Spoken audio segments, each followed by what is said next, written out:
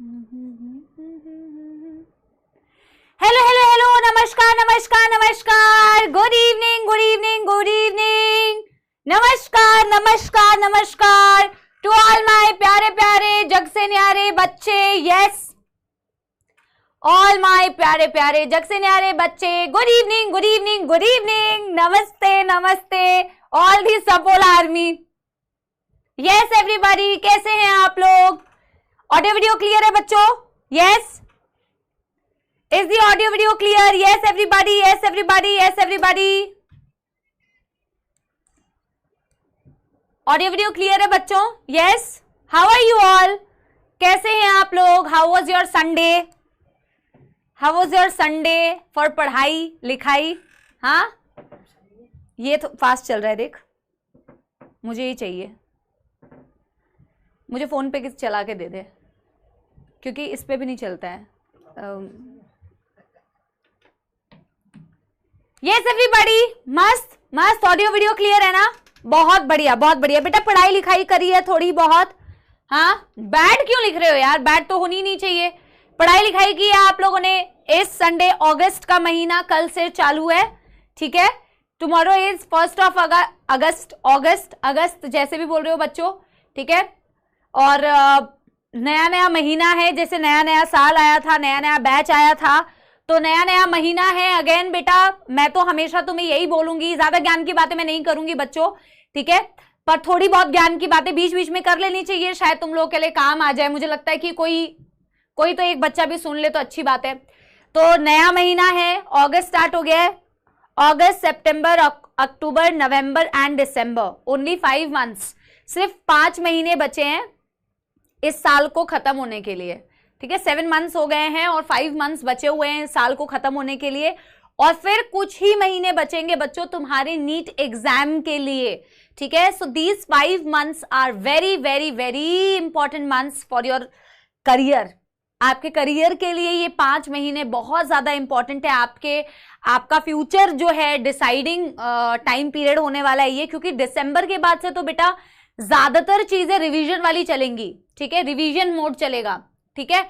तो मत डराओ, नहीं ये डराना क्या होता है बेटा? अच्छा मैं नहीं बोलूंगी तो क्या 5 महीने नहीं बचेंगे? मैं नहीं बोलूंगी तो क्या 7 महीने बचेंगे क्या? या समय रुक जाएगा? एक बच्चा कह रहे मैम मत डराओ। अरे मेरे बोलने से समय ना रुकेगा ना ज्यादा मिलेगा, है ना? जो होना है वही होगा बेटा।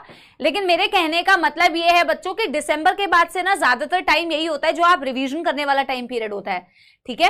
तो मेरा कहने का तात्पर्य सिर्फ इतना सा है बच्चों, देखो हमारा तो बायोटेक्नोलॉजी प्रिंसिपल एंड प्रोसेस चल रहा है, इसके बाद बायोटेक्नोलॉजी का एप्लीकेशन वाला चैप्टर बचा है, इसके बाद इवोल्यूशन चैप्टर बचा है, और इसके बाद सिर्फ एक स्ट्रैटेजी वाला जो चैप्टर है ना एनिमल हस्बेंड्री, उसमें सिर्फ 2 ही क्लासेस चाहिए होती है, तो उसको तो कंसिडर मत करो। उसको अगर मैं छोड़ दूं तो बड़े बड़े चैप्टर्स, आधा चैप्टर ये बचा हुआ है, बायोटेक्नोलॉजी बचा है, इवोल्यूशन बचा हुआ है। हमारा तो चलो टाइमली खत्म हो जाएगा, अगर आप साथ के साथ पढ़ रहे हो तो रिवाइज हो जाएगा। लेकिन मैं चाहती हूं आप बाकी सारे सब्जेक्ट्स भी बेटा जैसे जैसे चल रहे हैं आप वैसे वैसे पढ़ते जाइए, एकदम एंड तक आते आते ना बेटा 12th का बर्डन ना हो, इस तरीके से पढ़ाई करिए, ठीक है? बोर्ड्स में मैंने कहा है अलग से डरने की कोई बात नहीं है बेटा। डर क्या है? डरते रहते हो यार, डरने के लिए आए हो क्या बेटा, या पढ़ने के लिए आए हो? डरना नहीं है कोई चीज से, ठीक है? देखो जो होना है वो होगा ही, चाहे तुम डरो चाहे तुम ना डरो, जो चीज होनी है वो चीज होएगी। बोर्ड्स आने हैं, बोर्ड्स आएंगे। नीट का एग्जाम जब डिसाइड होता है तो नीट का एग्जाम होगा यार, तो क्या हो गया? जिंदगी में जब इंटरव्यू देने का डेट्स आएगा तो होगा ना, जब कभी तुम आगे पीजी के लिए एग्जाम दोगे होगा। जो चीज जैसे होनी है वैसे होगी, उसके लिए प्रिपेयर करो अपने आप को। जो कर रहे हो तुम लोग, डरने वरने का नहीं बेटा। और पढ़ाई कर रहे हो, देखो दिल से पढ़ाई कर रहे हो, मन से पढ़ाई कर रहे हो, चीजें अच्छी होंगी फॉर श्योर। और समय समय पे जब तुम्हें याद दिलाता जाए ना कि बेटा अब इतना समय बचा है, इतना समय बचा है, तो शायद थोड़ी सी और बेटा तुम वो कर लो, क्या बोलते हैं, अपने आप को ना और थोड़ा हिम्मत बांध के ना ये समझ लो कि नहीं आज मैम ने बोला है, आज सर ने बोला है कि अब इतना टाइम बचा है। वापस से एक बार नहीं ना, वापस से न्यू एनर्जी आ जाती है जब आपको याद दिलाया जाता है, ठीक है? तो वही है, आपको बीच बीच में बस ये याद दिलाया जाएगा कि दिसंबर तक ना बेटा कोशिश करो कि यार जो 12th का मस्त चल रहा है ना, मैं तो ये कहूंगी नवंबर तक जो सिलेबस जहां खत्म हो रहा है उसको आप इतनी जबरदस्त तरीके से, इतने मन से पढ़ाई करो कि जब रिवीजन का टाइम आएगा ना बेटा, तो तुम्हारे पास इनफ टाइम रहे कि तुम उस रिवीजन के टाइम पे 11th जब रिवाइज हो रहा हो तो तुम 11th को रिवाइज कर पाओ साथ के साथ, फिर बेटा आप वापस से 12th का रिवीजन कर पाओ। और ये तभी होगा बेटा जब दिसंबर तक तुमने अपने समय को अच्छे से व्यतीत किया होगा, ठीक है। अगर आप यहां से बेटा 5 मंथ्स, ये मेरी बात बेटा आप मान के चलो, मानोगे तो अच्छी बात है, मैं तो बेटा भलाई के लिए ही बोल रही हूं, मैं कोई खराब के लिए तो तुम्हें बोलूंगी नहीं। ये जो 5 मंथ्स है, अगस्त, सितंबर, अक्टूबर, नवंबर, दिसंबर, ये 5 मंथ्स बेटा अगर आपने अपने 12th क्लास की पढ़ाई को, सारे बैकलॉग्स को ढंग से कंप्लीट किया, बेटा 5 मंथ्स कम नहीं होते हैं बेटा, 5 महीना। सोचो ना, तुमने अपना 12th का अभी तुमने कब से क्लासेस स्टार्ट करी है बेटा? आई थिंक अप्रैल, मई, जून, जुलाई, अभी तो तुमने 4 महीने, तुम्हें लग रहा होगा कि हमारा कितना टाइम चला गया, क्योंकि हमने बहुत सारा सिलेबस पढ़ा दिया है। तो तुम्हारे 4 महीने में तुमने इतना सारा सिलेबस पढ़ लिया है, तो सोचो ना कि ये तुम्हारे लास्ट के जो 5 महीने हैं बच्चों, 5 महीने का टाइम है कि पूरे 12th का जो भी बैकलॉग तुम्हारा इकट्ठा हुआ है, जो भी तुम्हारा 12th का सिलेबस बचा है, मेरे पास इनफ टाइम है कि मैं 12th की पढ़ाई को दिसंबर तक एकदम बेटा मस्त तरीके से पढ़ाई करूं। सोचो, एक बार सोच के देखो, काफी टाइम है। पर बेटा अगर ना तुम ये चीज अभी से शुरू नहीं कर रहे हो, फिर से बेटा डिमोटिवेट हो जा रहे हो, फिर से टाइम वेस्ट कर रहे हो और ये सोच रहे हो कि हो जाएगा, अभी तो बहुत टाइम है, हो जाएगा, फिर बेटा क्या होगा ना, फिर हो जाएगा क्या, टाइम पार हो जाएगा, फिर आ जाएगा दिसंबर। और जब दिसंबर आएगा ना बेटा, 12th का बर्डन अगर तुम्हारे ऊपर रहेगा ना कि अभी तो मेरी 12th ही बर्बाद हो गई, ओ गॉड। और अगर बेटा 12th बर्बाद हो गई ना तुम्हारी, यहां तक आते हैं तो तुम्हें लगा कि ले युगल ले ले, कोई नहीं, ऐसा तुम्हें लगा ना कि तुम्हारी 12th बर्बाद हो गई, फिर बेटा यहां से तुम रिवीजन कैसे करोगे? जनवरी, फरवरी, मार्च, अप्रैल, मई, फिर तुम्हारे पास ऑलमोस्ट बेटा 4 महीने का टाइम रहेगा। उस 4 महीने में ना बेटा तुम क्या कर सकते हो ना, 2-2.5 महीने 11th की मस्त रिवीजन करो, 2 महीने में हो जाएगा। तुम्हें याद है चीजें, तुम बस भूल गए हो थोड़ा। ऐसा नहीं सोचना कि तुम 11th बिल्कुल भूल चुके हो, नहीं, बल्कि मैं तुम्हें बताऊं बेटा, जब तुम्हारा बॉटनी ज़ूलॉजी भी खत्म हो जाएगा ना, तो तुम्हें नवंबर से ही टाइम मिलना चालू हो जाएगा। सच बता रही हूं, तुम्हें नवंबर से ही टाइम मिलना चालू हो जाएगा अगर तुम्हारा बॉटनी ज़ूलॉजी खत्म हो जाए। बेसिकली मुझे नहीं पता कब खत्म हो रहा है, हमारा तो हो ही जाएगा, मुझे ऐसा लग रहा है, मेरा सब्जेक्ट तो हो ही जाएगा, तो तुम्हारे पास वो वाला टाइम भी रहेगा कि तुम रिवीजन कर पाओ। बट क्या बेटा प्रण लेना है कि जो अभी चल रहा है मैं प्रॉपरली अपने 12th को कंप्लीट करूंगा, मेरा 12th का कोई बैकलॉग नहीं होना चाहिए, मेरे पास सफिशिएंट टाइम रहना चाहिए। फिर बेटा हम लोग, आपको पता ही है कि हम बहुत सारी सीरीज लेके आते हैं तब, ठीक है, फिर यूट्यूब पे जब हम क्वेश्चन प्रैक्टिस आप लोगों को कराते हैं, आपके वन शॉट, मैं तो कहूंगी अगर जो बच्चा 11-12 ढंग से पढ़ा है ना, फिर वो उसको वो वन शॉट अटेंड करने की जरूरत नहीं पड़ती है जो हम यूट्यूब पे वैसे करते हैं अगर आपने अच्छे से पढ़ाई की होगी। लेकिन जब हम क्वेश्चन प्रैक्टिस कराते हैं तो आप क्वेश्चन प्रैक्टिस में ना फोकस कर पाएंगे अगर आपने उस टाइम तक ये सारी चीजें बेहतरीन तरीके से करी होगी। अगर नहीं करी होगी फिर तुम यूट्यूब पे बेटा पढ़ाई करके करोगे क्या, जब तुम्हारा यही सिलेबस नहीं हुआ होगा, ठीक है। यस एवरीबॉडी, तो बेटा इसी मोटिवेशन के साथ में आप बिल्कुल बेटा अपने दिल को स्ट्रांग बनाइए, अपने माइंड को स्ट्रांग बनाइए। इसी मोटिवेशन के साथ में, फुल जोश फुल एनर्जी के साथ में हम इस बेटा बहुत ही बेहतरीन चैप्टर को कंटिन्यू करते हैं। आज है लेक्चर नंबर 4, ठीक है। तो आज बेटा हम शुरू करने वाले हैं क्या, आज हम डिस्कस करेंगे रिस्ट्रिक्शन एंजाइम्स, जो हमने बेटा पिछले दिन स्टार्ट करे थे, आज हम उसको कंटिन्यू करेंगे। एंड बेटा the process of gel electrophoresis, ठीक है, the process of gel electrophoresis. एक बारी क्विक रिवीजन करते हैं बच्चों पिछली क्लास का। यस एवरीबॉडी, समाप्ति एक्सप्रेस चलाते हैं फुल एनर्जी के साथ में बेटा। से टू योरसेल्फ, अपने आप से हमेशा बोला करिए कि I can do it and I am doing all my efforts, I am doing all my hard work to achieve my goals। बार बार अपने आप से बोलिए और वो करिए। मैं पूरी मेहनत कर रहा हूं, मैं दिल से मेहनत कर रही हूं, मैं जेन्युइनली मेहनत कर रही हूं। ऐसा हो ही नहीं सकता कि मेरे साथ कुछ गलत हो जाए। अगर मैं मेहनत करती हूं, मैं मेहनत करता हूं, तो ऊपर वाला सब देख रहा है और ईश्वर हमेशा सही करेगा आपके साथ, ठीक है। अब बेटा मैं क्या हमने पिछली क्लास में पढ़ा था, मैंने पढ़ाया था आप लोगों को रिस्ट्रिक्शन एंजाइम्स के बारे में। मैंने आपको रिस्ट्रिक्शन एंजाइम्स के बारे में बताया था, बहुत ही एक अच्छे टूल्स होते हैं। आपने देखा था ना कि कुछ टूल्स होते हैं जो जेनेटिक इंजीनियरिंग के लिए या बायोटेक्नोलॉजी के लिए आपको जरूरत होती है बच्चों। उन टूल्स में आपको ऑफ कोर्स एंजाइम्स चाहिए होते हैं, आपको बेटा वेक्टर्स चाहिए होते हैं, होस्ट ऑर्गेनिजम्स चाहिए होते हैं, डीएनए लाइगेजेस एक्सेट्रा एक्सेट्रा, बहुत सारी चीजें आपको चाहिए होती है। यस एवरीबॉडी, बहुत सही बेटा, वेरी नाइस, ठीक है। तो ये सारे टूल्स हैं आपके बायोटेक्नोलॉजी के। भाई रिस्ट्रिक्शन एंजाइम को रिस्ट्रिक्शन एंजाइम नाम क्यों दिया गया था? Why they were called restriction enzymes? तो ऐसा ऑब्जर्व किया गया था, जिन्होंने भी इसको डिस्कवर किया था 1963 में, ई कोलाई के अंदर आपने दो एंजाइम्स पाए। एक बेटा जो बैक्टीरियोफाज की जेनेटिक मटेरियल की एंट्री पर उसकी टुकड़े टुकड़े कर देता है, दैट इज रिस्ट्रिक्शन एंजाइम। और दूसरा बेटा एक एंजाइम पाया गया जो अपने खुद के जेनेटिक मटेरियल को प्रोटेक्ट करता है, जिसे डीएनए मिथाइलेज बोलते हो। कैसे प्रोटेक्ट करता है? उसके ऊपर मिथाइल ग्रुप ऐड करके, राइट बच्चा पार्टी। और क्योंकि ये एंजाइम जिसे आप रिस्ट्रिक्शन एंजाइम बोल रहे हो, ये बैक्टीरियोफाज की ग्रोथ को रिस्ट्रिक्ट करता है अपने अंदर, इसीलिए आप इसे रिस्ट्रिक्शन एंजाइम्स बोलते हो। ठीक है, रिस्ट्रिक्शन एंजाइम बोलते हो। रिस्ट्रिक्शन एंजाइम्स जो होते हैं, of course they belong to a category of enzymes जिसे आप न्यूक्लिएजेस बोलते हैं। मैंने आपसे कहा था घर से थोड़ा पढ़ के आना, आई होप तुम पढ़ के आए होगे। बाकी जो नहीं पढ़ के आए हैं उसका मैं कुछ नहीं कर सकती, मैं हेल्प कर दूंगी आज जो मैं आपको टॉपिक पढ़ाऊंगी। इन्हें आप न्यूक्लिएजेस बोलते हो। बेसिकली इन्हें आप न्यूक्लिएजेस इसीलिए बोलते हो क्योंकि ये आपके न्यूक्लिक एसिड्स को कट करते हैं। आपके डीएनए की जो स्ट्रैंड्स अभी आपको चाहिए होगा ना, आपको वेक्टर भी आपका डीएनए है, आपके पास जीन ऑफ इंटरेस्ट जो आपको चाहिए वो भी बेटा आपका, जेनेटिक मटेरियल भी डीएनए, आपको उसे कट करने के लिए चाहिए है क्या?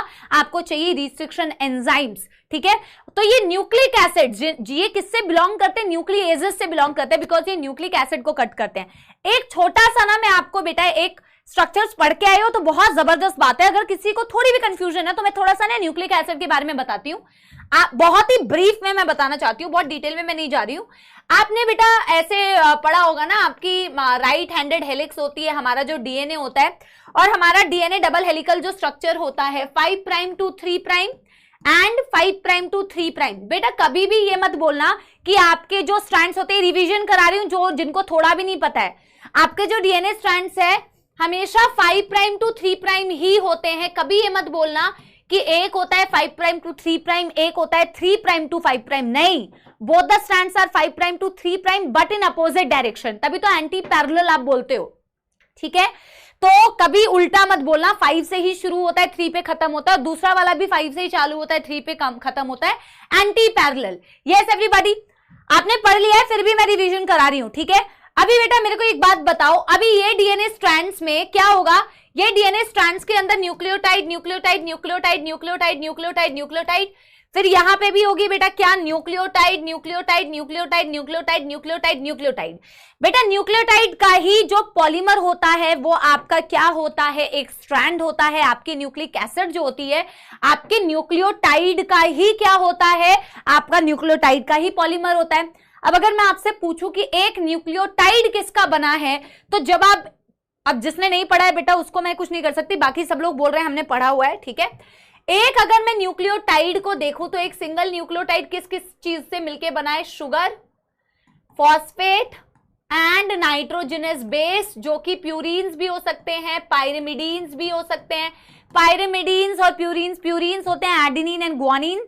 पायरिमिडीन होगा थाइमिन एंड साइटोसिन, क्योंकि मैं डीएनए की बात कर रही हूं। ठीक है, तो न्यूक्लियोटाइड न्यूक्लियोटाइड न्यूक्लियोटाइड आपस में कैसा बॉन्ड बनाते हैं? कौन सा बॉन्ड बनाते हैं? ये वाला बॉन्ड कौन सा है? ये रिवीजन है, सिर्फ आज जो पढ़ाने वाली हूं उसका बेसिक्स बता रही हूं। ठीक है बेटा, न्यूक्लियोटाइड और न्यूक्लियोटाइड के बीच में आपस में यहां पे कौन सी बॉन्डिंग होती है? न्यूक्लियोटाइड और न्यूक्लियोटाइड में आपस में ये कौन सी बॉन्डिंग होती है? एक न्यूक्लियोटाइड तो शुगर से बना, फॉस्फेट से बना और नाइट्रोजनस बेस से बना, और न्यूक्लियोटाइड और न्यूक्लियोटाइड के बीच में कौन सी बॉन्डिंग होती है? कौन सी बॉन्डिंग होती है? हाँ, phosphodiester bond, hydrogen bond. Hydrogen bond नलायको, फॉस्फोडाइएस्टर बॉन्ड, फॉस्फोडाइएस्टर बॉन्ड। ठीक है, इसको बनाना भी प्रॉपर सिखाते हैं कि कैसे बनाया जाता है। अगर मैंने बोला था बायोमोलिक्यूल्स में देख लेना, बनाना पूरा सिखाया था। फॉस्फोडाइएस्टर बॉन्ड होता है। अब वापस से एक चीज पे आओ, देखो इसके बीच में तो डाइएस्टर, इसके बीच में भी diester diester diester diester diester diester diester diester diester. पर जो ये दोनों डीएनए के स्ट्रैंड है जो ऐसे नहीं होते, कतई ऐसे नहीं होते, ऐसे हेलिकल कतई नहीं होते। डायग्राम में दिख रहा है ऐसा, एंटी पैरेलल होते हैं बेसिकली ऐसे। एक एक्सिस है, कॉमन एक्सिस, एक इमेजिनरी एक्सिस इमेजिन करो, और दोनों स्ट्रैंड इस पे रन कर रही होती है ऐसे। दोनों स्ट्रैंड इस पे रन कर रही होती है पैरेलल वे में, ठीक है। तो ये दोनों स्ट्रैंड में जो न्यूक्लियोटाइड है और यहां पे न्यूक्लियोटाइड है, तो इस स्ट्रैंड का जो नाइट्रोजनस बेस है, कहां गया यार पेन, इस स्ट्रैंड का जो ये वाला न्यूक्लियोटाइड का जो बेस है, समझो यहां पे जो बेस है वो एडेनिन है, तो वो इस वाले स्ट्रैंड के नाइट्रोजनस बेस, ये इसके पास भी तो बेटा, इस न्यूक्लियोटाइड के पास भी तो नाइट्रोजनस बेस होगा ना, तो इसके बेस के साथ में तो एक इसके साथ में पेयरिंग कर रहा होगा, एडेनिन पेयर्स विद थाइमीन और डबल बॉन्ड। अगर यहाँ पे ग्वानिन है तो यहाँ साइटोसिन होगी ट्रिपल बॉन्ड, ये भी पता है ना आप लोगों को, ठीक है। Yes everybody. और ये होते हैं हाइड्रोजन बॉन्ड, ये मैं आज यूज करूंगी पढ़ाने के लिए, इसीलिए आपको थोड़ा सा बताया, जो आप लोग कह रहे हैं कि आप लोग ऑलरेडी पढ़ चुके हैं और पढ़ना भी चाहिए, क्योंकि ये इस चैप्टर का पार्ट नहीं है। ये चैप्टर तो आपसे एक्सपेक्ट करता है कि आपने ऑलरेडी पढ़ा हुआ है, तो मैं इसको कट जब करूंगी तो किस तरीके से कट करूंगी, वो पढ़ाने वाला पार्ट है ये, ठीक है। यस एवरीबॉडी, क्लियर है यहां तक। मैंने आप लोग को यह भी बताया था पिछली क्लास में कि आपके पास दो तरीके के न्यूक्लिएजेस होते हैं, एक होते हैं एक्सोन्यूक्लिएजेस, एक होते हैं endonucleases. Am I clear? Yes everybody, exonucleases and endonucleases, ठीक है। चलो अब ना मैं क्या करती हूं बच्चों, आपने पिछली क्लास में डेफिनेशन लिखी थी पर मैंने आपको वो समझाया नहीं था। आपने लेफ्ट साइड में लिखा था एक्सोन्यूक्लिएजेस और बेटा आपने राइट साइड में क्या लिखा था, आपने राइट साइड में लिखे थे एंडोन्यूक्लिएजेस। ये दो तरीके के रिस्ट्रिक्शन एंजाइम्स आपको दिखते हैं जनरली, एक्सोन्यूक्लिएजेस एंड एंडोन्यूक्लिएजेस। आज मैं यहां से शुरू कर रही हूं, ठीक है बेटा। बिल्कुल मन लगा के पढ़ाई करना, बहुत इजी टॉपिक है, बहुत अच्छा टॉपिक है, बेहतरीन टॉपिक है, ठीक है। आपने बेटा डेफिनेशन लिख लिया है, तो डेफिनेशन लिखने में तो आपको कोई लोड नहीं है कि आपको लिखना है कुछ, डेफिनेशन आप लिख चुके हो। जैसा कि इस पर्टिकुलर एंजाइम का नाम ही कह रहा है, मैं हूं एक्सोन्यूक्लिएजेस, यानी मैं बाहर से कट करने वाला एंजाइम हूं, एक्सो।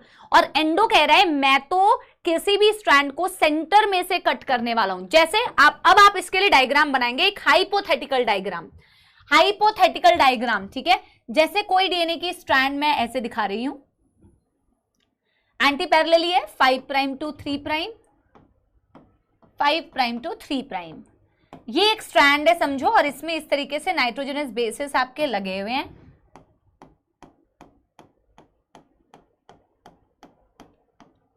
काउंट करने की जरूरत नहीं है बेटा, मैं हाइपोथेटिकल दिखा रही हूं तो इतना काउंट करके बनाने की जरूरत नहीं है। एक ये स्ट्रैंड बेटा मैंने बनाया और एक स्ट्रैंड बेटा मैंने यहां बना दिया।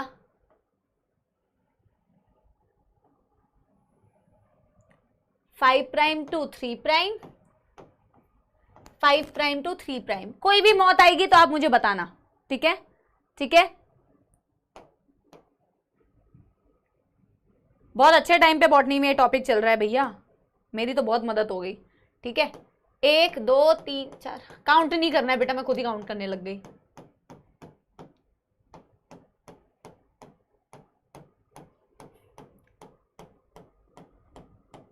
ठीक है, पहले तो मैं आपको ये बता देना चाहती हूं कि हरे रंग से मैंने दिखाया क्या है। जो भी चीज मैंने हरे रंग से दिखाई है दैट इज अ न्यूक्लियोटाइड। जो भी चीज मैंने हरे रंग से दिखाई है that is a nucleotide. Clear है? ठीक है, यस, ठीक है। अब मैं कह रही हूं अगर कोई एंजाइम एक्सोन्यूक्लिएजेस है तो वो आपके डीएनए स्ट्रैंड को कभी सेंटर से कट नहीं मारेगा, वो हमेशा एंड से कट मारेगा, हमेशा एंड से कट लगाएगा। और अगर मैं किसी को भी बेटा एंडोन्यूक्लियस बोल रही हूं तो वो एंड से डीएनए स्ट्रैंड्स को नहीं कट कर रहा है, वो हमेशा किसी भी स्ट्रैंड को सेंटर में से कट कर रहा है। दैट्स इट, सिंपल सी बात। आप बायोटेक्नोलॉजी में बेटा जिन एंजाइम्स का यूजुअली यूज करते हो ना वो एक्सो नहीं होते हैं, आप इनको यूज करते हो, तो इनकी पूरी मैकेनिज्म एक्सप्लेन किया। It's a beautiful concept. आपके इको R1 एंजाइम एक है, उसकी बेटा पूरी मैकेनिज्म समझाई है जो मैं आपको बताऊंगी। मैं आगे आपको बताऊंगी कि जब एंडोन्यूक्लिएजेस किसी भी डीएनए की स्ट्रैंड को, नहीं नोट नहीं करना है बेटा, मत लिखना, ये तो मैंने बस ऐसे ही लिखा है बेटा, ठीक है, आपको नोट करने की बिल्कुल जरूरत नहीं है। अप्रैल, मई, जून, जुलाई एंड दिस इज अगस्त। और फिर आप पूछते हैं ये नोट करना है मैम। एंडोन्यूक्लियसेस आपके स्ट्रैंड को सेंटर में से कट कर रहे हैं। तो जब बेटा ये सेंटर में से कट करते हैं ना, तो ये किस तरीके से कट करते हैं और कट करने के बाद आपकी स्ट्रैंड की शक्ल कैसी दिखती है, कैसे एंड्स प्रोड्यूस होते हैं, उसके बारे में डिटेल में डिस्कस करना है। बट मैं इसको डिटेल में डिस्कस करने से पहले ना, पहले आपको रिस्ट्रिक्शन एंजाइम्स की नामकरण उनका कैसे होता है, उनकी नेमिंग कैसे होती है वो बताऊंगी। कट करने के लिए वो क्या चीज ढूंढते हैं, ऐसे नहीं अपने मन से कहीं पे भी कट लगा देते हैं, ठीक है।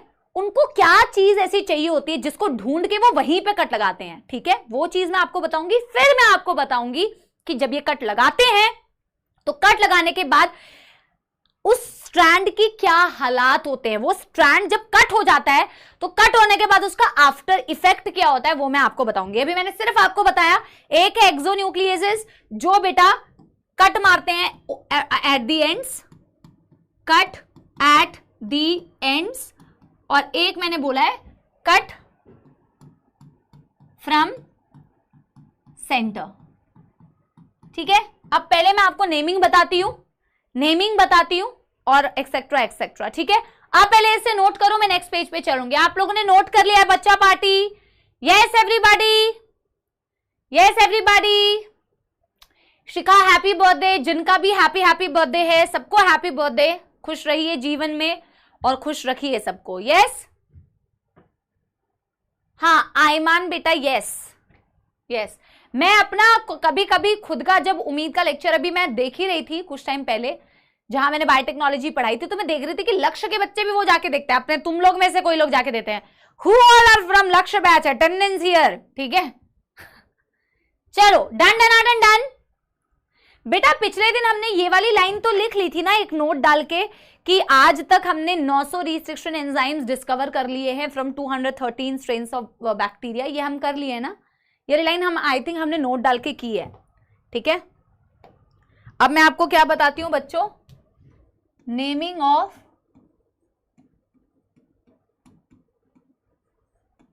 Restriction enzymes.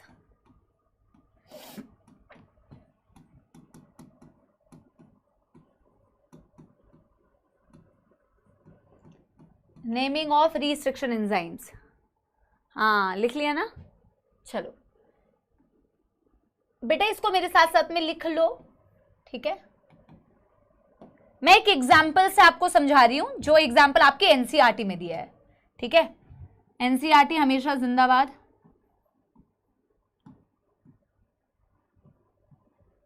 एक एग्जाम्पल आपको, बहुत सारे, वैसे जब मैं आगे आपको वेक्टर्स पढ़ाऊंगी ना बेटा, तो वहां पे कुछ कुछ एंजाइम्स के नाम इस तरीके से लिखे हुए, जैसे इको R1 वैसे लिखा होगा, हाइंड 2 वैसे लिखा होगा, SMA1 लिखा होगा, PST1, PVU1 फिर लिखा होगा BAMH1। तो ऐसे बहुत सारे बच्चों क्या दिए हुए हैं एंजाइम्स के, ऐसे करके नामकरण दिया हुआ है।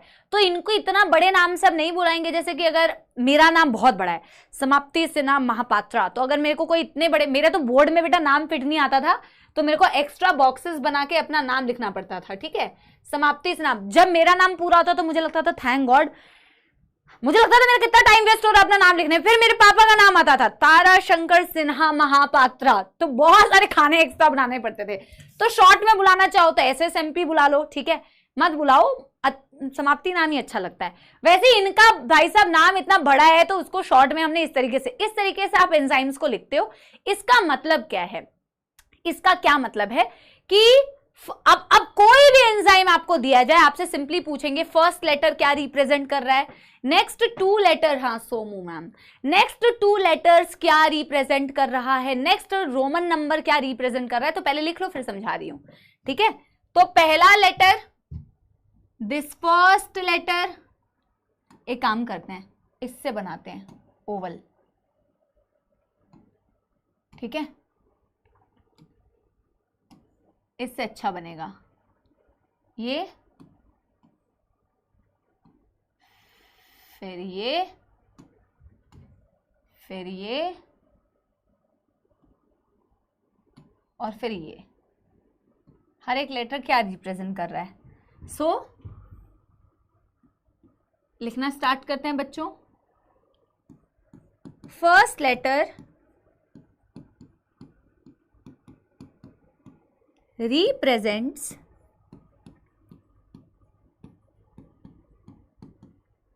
name of the genus। जहां से इसे आइसोलेट किया गया है तो पहला लेटर जीनस रिप्रेजेंट करता है, next two letters represent name of the particular species जहां से इसे आइसोलेट किया है, name of the species from where isolated.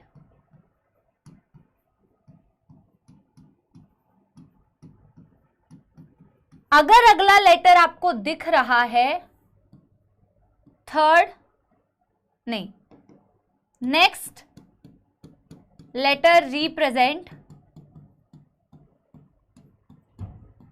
The strain. अगर कोई पर्टिकुलर स्ट्रेन है उसका तो उस स्ट्रेन को रिप्रेजेंट कर रहा है, ठीक है।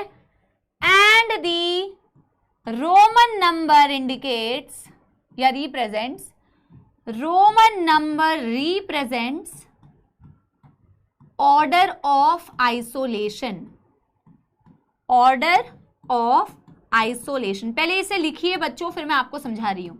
तो इसे कहां से लाया गया था बेटा, जहां से इसका नाम पड़ा है, ऑफ कोर्स ये कहां से आया है, एस्केरेशिया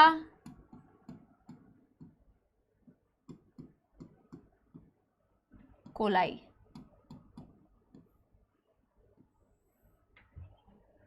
ठीक है, पहले इसे बच्चा पार्टी नोट कर लीजिए, फिर स्टार्ट करते हैं। ठीक है बेटा, बातें मत करो, यहीं पे बातें करते रह जाओगे जिंदगी भर। यस एवरीबॉडी, यहीं पे बातें करते रह जाओगे बेटा, ज्यादा बातें की तो बाकी तुम्हारी मर्जी है, बाकी तो तुम्हारी इच्छा है बेटा, तुम्हें जो करना है करो। मैं कौन ही होती हूँ तुम्हें बोलने वाली। हाँ,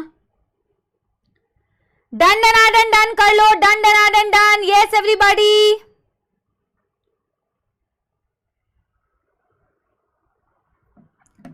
done done done done, done हो गया। रिटर्न बेटा,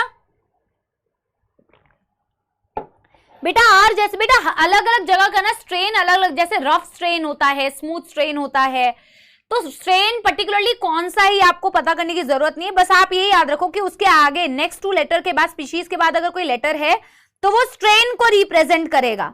ठीक है, यस। तो ई को R1 का नाम कहां से आया है, एस्केरेशिया कोलाई। यहां पे आई है, कोई नहीं,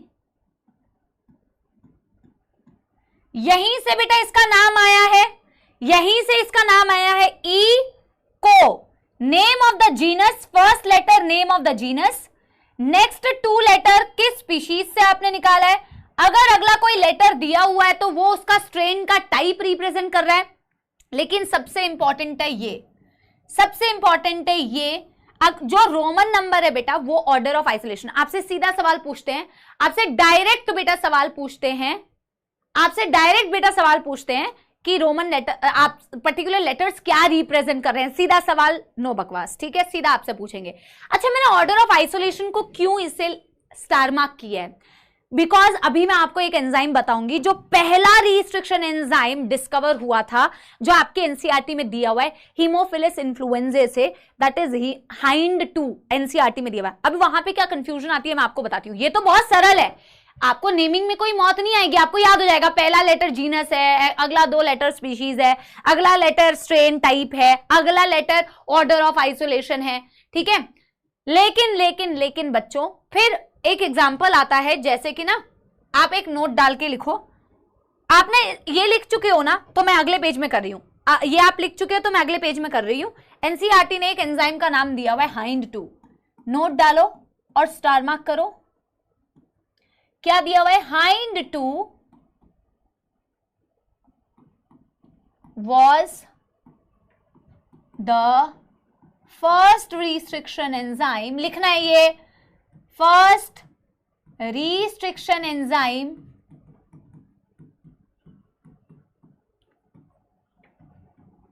टू बी डिस्कवर्ड, ठीक है, but isolated.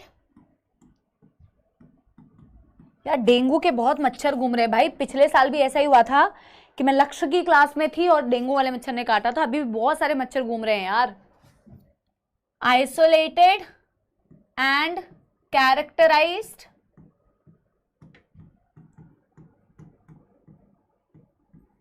Five years letter.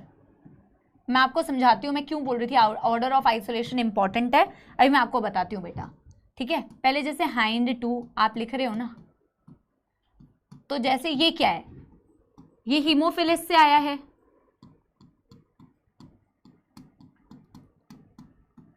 H genus, ठीक है।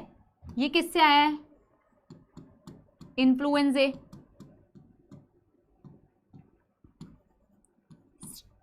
species,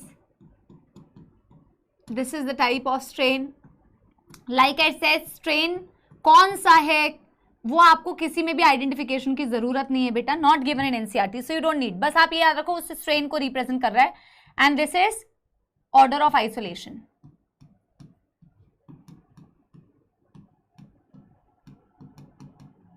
अब बच्चों को लगता है मैम ये हाइंड टू पहला रिस्ट्रिक्शन एंजाइम कैसे हो सकता है, ठीक है, ये रिस्ट्रिक्शन ये हाइंड टू पहला रिस्ट्रिक्शन एंजाइम कैसे हो सकता है मैम, जब इसमें जो रोमन लेटर है वो 2 है।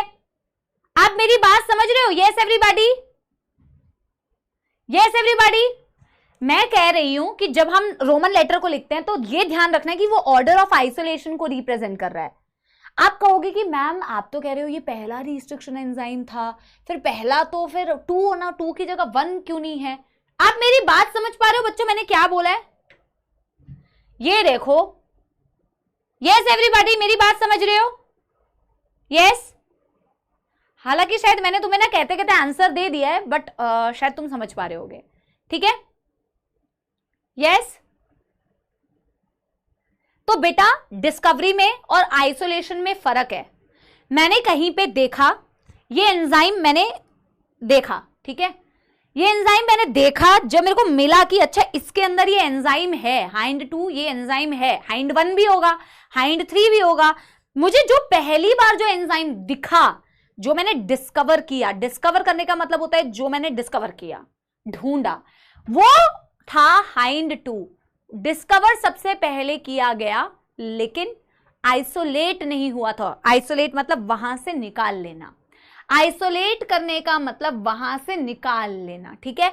आपने वहां से निकाला नहीं है इसको, आपने डिस्कवर तो कर लिया, पर आइसोलेट पहले 1 हुआ होगा, तभी उसका नाम 1 पड़ा है। इट इज कैरेक्टराइज्ड, इसके बारे में कैरेक्टराइजेशन मतलब इसकी क्या क्वालिटी है, इसकी क्या प्रॉपर्टी है, ये कैसे कट करता है, किसको कट करता है, वो पूरी बेटा आइसोलेशन एंड कैरेक्टराइजेशन 5 साल बाद हुई। So discovery and isolation is different. Am I clear to all of you? Yes everybody, yes, yes। आपने कहीं पे उसको ढूंढ के उससे वहां से निकाल लिया, that is called isolate. Discover किया मतलब कि आपने उसे पहली बार वहां पे पाया, आपने उसको देखा, आपने उसे देखा। Yes everybody, done done done. इसे नोट कर लो बच्चों, फिर अगली स्लाइड करेंगे। डन कर लो फटाफट से, ठीक है। सो आपको सिंपली नेमिंग में क्या याद रखना है? First letter represents the genus, the next 2 letter represent the species, the next letter represents the strain, and the Roman number represents the order of isolation. That's it. Done done done कर लो everybody everybody everybody. कुछ बच्चे कह रहे हैं ma'am note करने का time दो। भाई मुझे नहीं लगता मेरे से ज्यादा टाइम तुम्हें कोई देता होगा, फिर भी तुम ऐसे बोलते हो। डन। नोट्स तो लिख पा रहे हो तुम? बड़े आए नहीं तो बोलते हैं, ये कहावत बिल्कुल सही है, उंगली दो तो हाथ पकड़ते हैं। हाँ,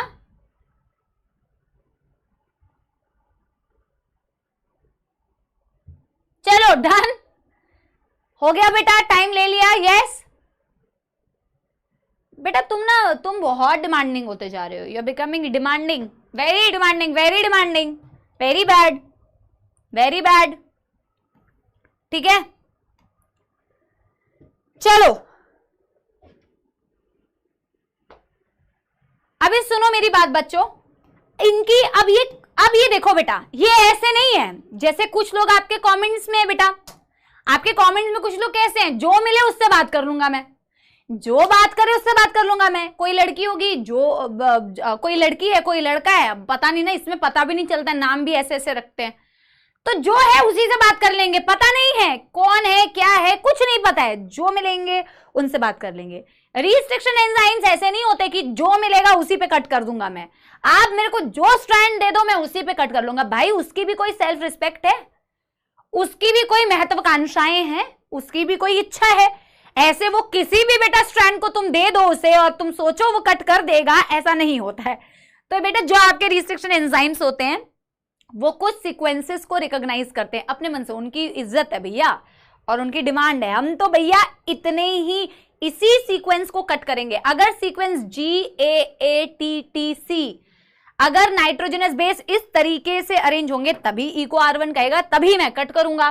ठीक है, तो हर एक रिस्ट्रिक्शन एंजाइम्स कुछ पैलिंड्रोमिक सीक्वेंसेस को रिकॉग्नाइज करते हैं। मेरी बात समझ रहे हो? यस, कुछ पैलिंड्रोमिक सीक्वेंसेस को रिकॉग्नाइज करते हैं। पहले मैं आपको दिखाती हूं यहां पर कि what is palindrome. Palindrome NEET 2022 में यहां से सवाल आया था, नीट 2022 में पैलिंड्रोमिक सीक्वेंसेस। ठीक है, पहले मैं लिख लेती हूं कि होते क्या है। दी restriction enzyme recognizes 4 to 8 long nucleotide sequence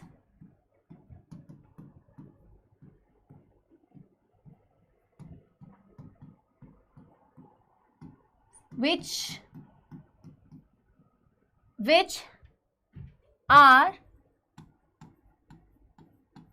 palindromic, read similar on both the strands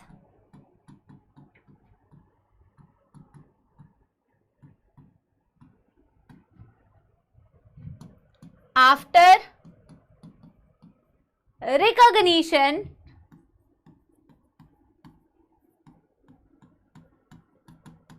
they will cut।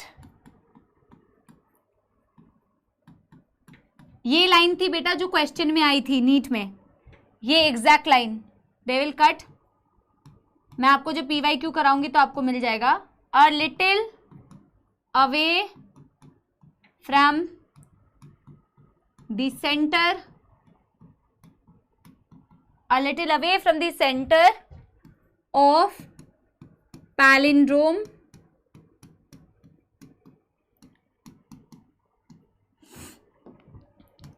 but between the same bases। अब मैं सारा समझाऊंगी पहले, लेकिन आप लिखो वरना आप सुनोगे नहीं। ठीक है, आप पहले इसे लिखो फिर मैं आपको पूरा समझाती हूं। हाँ हर्षिता, यस यस, वर्ड के मामले में हर्षिता तूने ना इसमें एक ए तू खा गई है। पहले मैं भी जब मलयालम लिखती तो मैं एक ए खा जाती थी, तो तूने जो यहाँ कमेंट में लिखा है उसमें से एक है तूने गायब कर दिया है। यस एवरीबॉडी, देवांशी बिल्कुल सही, जाबिया यस। देखो इसकी पहली लाइन में आपको, सबसे पहले मैं आपको इसकी प्रथम और इसकी द्वितीय लाइन समझाना चाह रही हूं। पहली एवं दूसरी पंक्ति इसकी क्या कहती है, इसकी पहली और दूसरी पंक्ति कहती है restriction enzyme recognises 4 to 8 long nucleotide sequence which are palindromic. और पैलिंड्रोम को बोला है ऐसे कुछ शब्द या ऐसे कुछ चीज जो एक जैसा, देखो शब्द के मामले में अब एनसीईआरटी क्या करती है ना, शब्द तो पैलिंड्रोमिक बता दिया है, अरे भाई लेकिन तुम शब्द तो एक सिंगल शब्द है और डीएनए की तो 2 स्ट्रैंड है, तो 2 स्ट्रैंड में पैलिंड्रोमिक कैसे समझाओगे, तो बच्चे को मौत आती है। अभी मैं बता रही हूं, तुम्हें भी आएगी, अभी मैं बता रही हूं। देखिए जी, अगर मैं एनसीईआरटी जो आपको लिखना है बेटा, इससे पहले कि आप मुझसे ये सवाल कीजिएगा तो मैं आपको बता दे रही हूं, इसे लिखिए। जैसे एनसीईआरटी ने ना एक वर्ड मलयालम दिया हुआ है, मलयालम। अब इस वर्ड को क्या कीजिए, यहां से रीड कीजिए और यहां से रीड कीजिए, ये एक जैसा ही रीड करता है। हाँ, ये एक जैसा ही रीड करता है। यहां से बोलो मलयालम, यहां से बोलो मलयालम।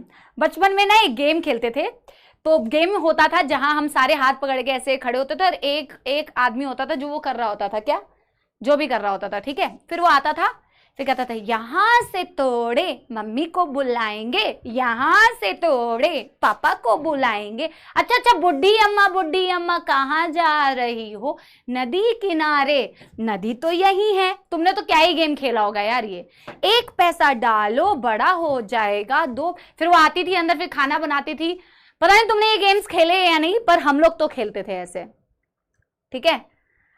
हाँ, एनीवे बेटा, हम यहां से पढ़ें या यहां से पढ़ें, ये जो स्ट्रैंड है बच्चों, ये यहां से भी बेटा मलयालम है और ये स्ट्रैंड यहां से भी मलयालम है। तुमने खेला है, कुछ बहुत ही कम लोगों ने खेला होगा। एक हम खेलते थे पोसमपा भाई पोसमपा, में क्या हुआ, 100 रुपए की घड़ी चुराई, अब तो जेल में जाना पड़ेगा, जेल की रोटी खानी पड़ेगी।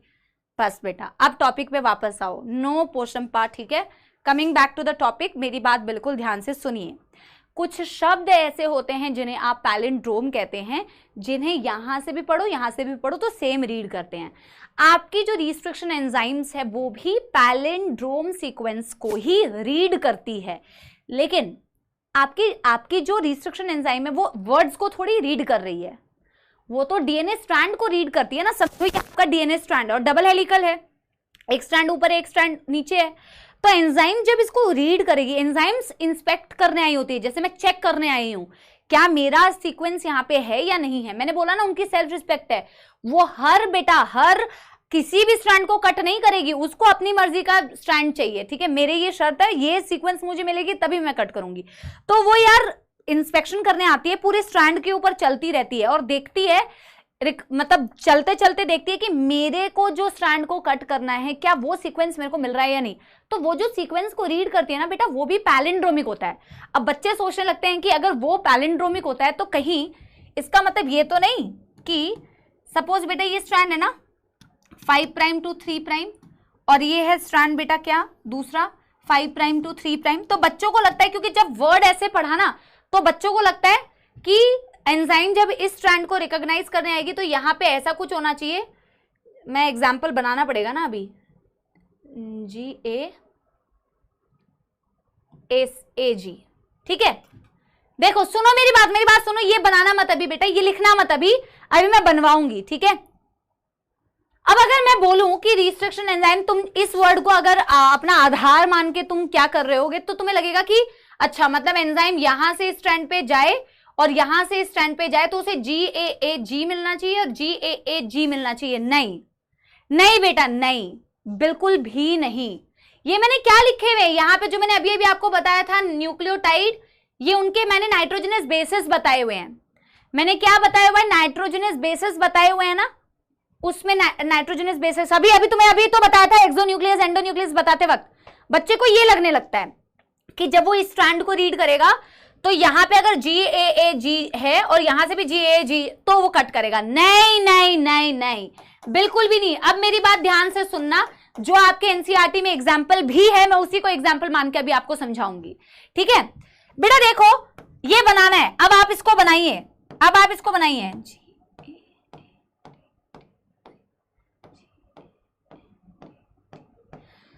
दो स्ट्रैंड है ना आपके पास, तो पैलिंड्रोम आपके एंजाइम्स के प्रोस्पेक्टिव में आप बेटा कैसे समझाओगे?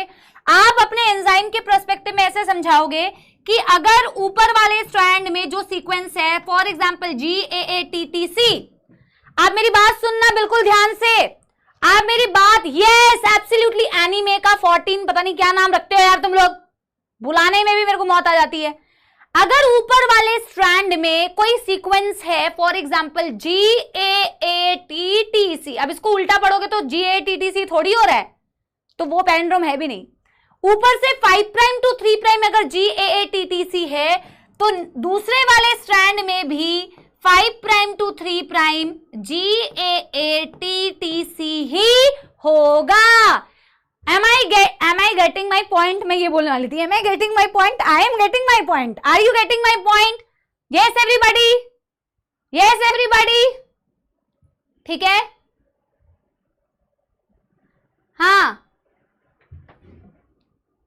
बेटा जी, पैलिंड्रोम का मतलब है दोनों स्ट्रैंड्स पर किसी एक स्ट्रैंड पे अगर कोई सीक्वेंस 5 प्राइम से 3 प्राइम ऐसा रीड कर रही है तो बिल्कुल वैसा ही दूसरे स्ट्रैंड पर भी 5 प्राइम टू 3 प्राइम रीड करनी चाहिए। ऐसे सीक्वेंसेस को आप पैलिंड्रोमिक सीक्वेंस बोलते हैं, ना कि एक ही स्ट्रैंड पर 5 प्राइम टू 3 प्राइम और 3 प्राइम टू 5 प्राइम। ना ना ना ना ना ना ना ना ना ना ना।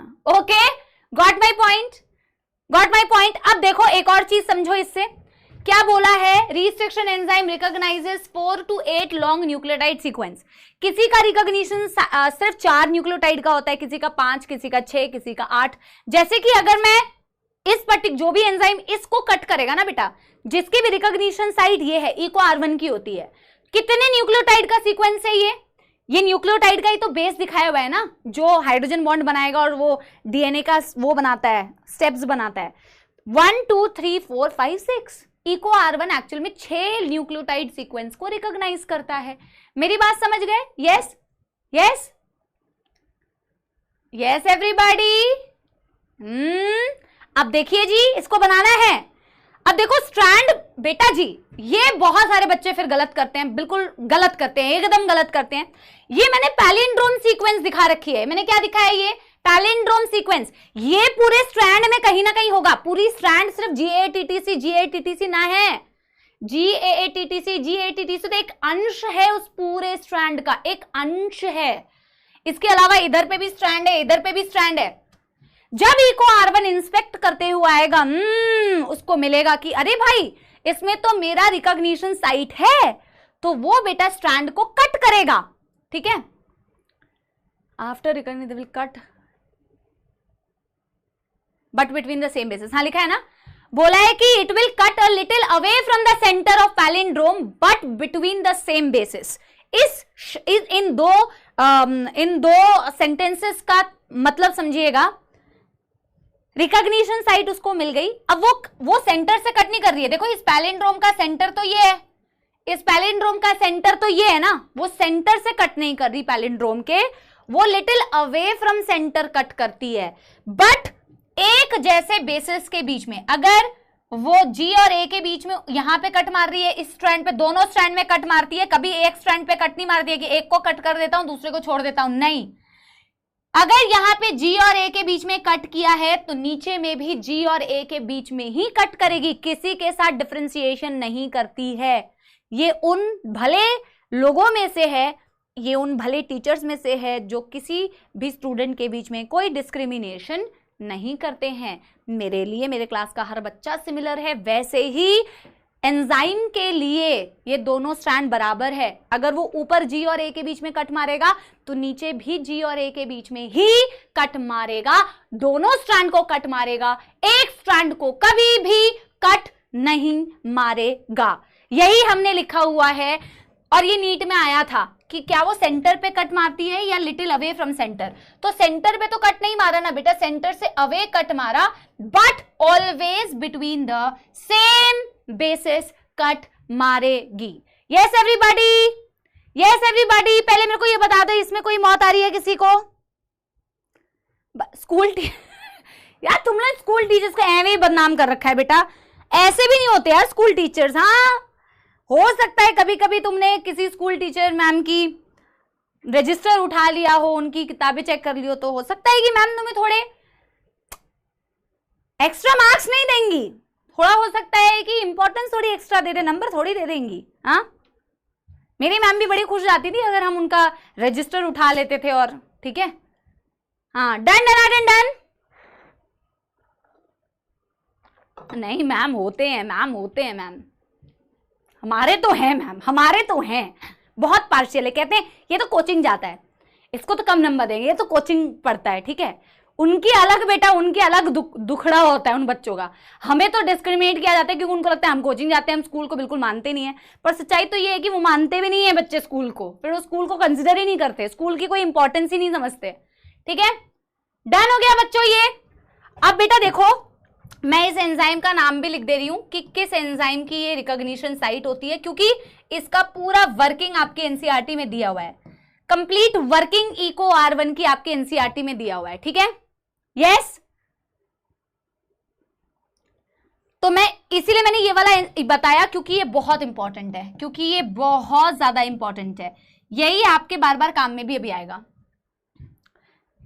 ठीक है, दोनों स्ट्रैंड को कट मारते हैं, कभी ये मत सोचना कि एक ही स्ट्रैंड को कट मार रहा है। यस, चलो अब बेटा मैं क्या बताने वाली हूं, अब मैं आपको बताती हूं कि जब, क्योंकि मोस्ट कॉमनली आप बायोटेक्नोलॉजी में एंडोन्यूक्लियेसेस ही यूज करते हैं। ऑफ कोर्स अभी तो जो तुम्हें इको R1 में बता रही हूं वो एंडोन्यूक्लियेस ही तो है, क्योंकि आप देख रहे हो सेंटर में से तो कट मारा है। तो बायोटेक्नोलॉजी में आप यूजुअली एंडोन्यूक्लियेसेस को यूज करते हो, और जब आप एंडोन्यूक्लियेसेस को यूज करके ऐसे कट लगाते हो तो दो तरीके, कट लगने के बाद दो तरीके के स्ट्रैंड्स बनते हैं, वो समझने की कोशिश करते हैं। ठीक है, तो हम लिखते हैं कि एंडोन्यूक्लियेसेस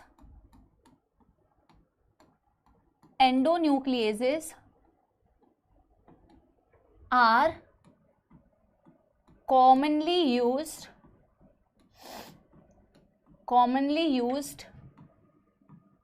in genetic engineering,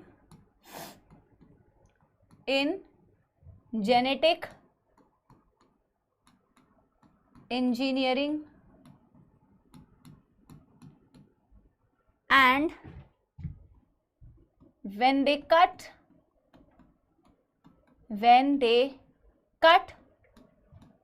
the strands,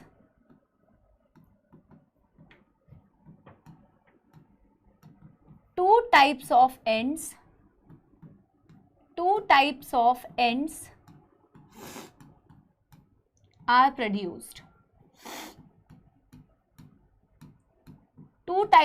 are produced. ठीक है,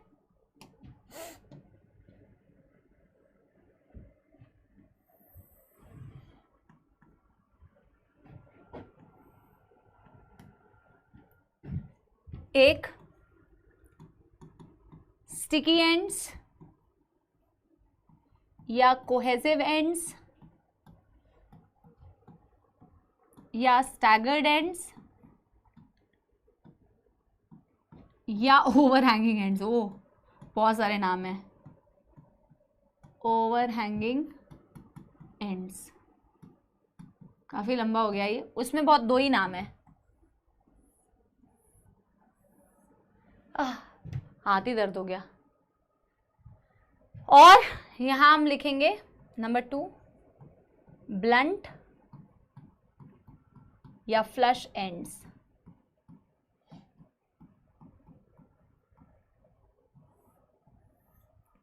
ठीक है, हाँ अनिरुद्ध, यस यस यस, वाह यार अनिरुद्ध, तो तूने तो इम्प्रेस कर दिया यार, सही बोला है तूने। उसमें मैंने कह रहे हैं, मैंने खजाना में देखा था कि लास्ट ईयर मैम ने उल्टा लिख दिया था, फिर मैम ने बाद में चेंज। यस यस, इसे कहते हैं ध्यान से लेक्चर देखना। अगर ध्यान से देखा था तो वहां मैंने सच में, मुझे भी ना लिखते लिखते भी याद आ रहा था। लास्ट ईयर जब मैं पढ़ा रही थी ना बेटा, तो हुआ क्या था कि मैंने जहां पे स्टिकी लिखा था वहां मुझे ब्लंट लिखना था, जहां ब्लंट लिखा था वहां मेरे को स्टिकी लिखना था। और फिर मेरे को लग रहा था कि मैंने सही लिखा है, तो मैं उसके अकॉर्डिंग डेफिनेशन मैंने पूरा पढ़ा दिया। फिर मुझे बाद में याद आया कि मैंने उल्टा उल्टा लिख दिया है, फिर मैंने ऐसे ऐसे एरो करके उसे सही किया। ठीक है, अभी देखो बच्चों, बहुत आसान है।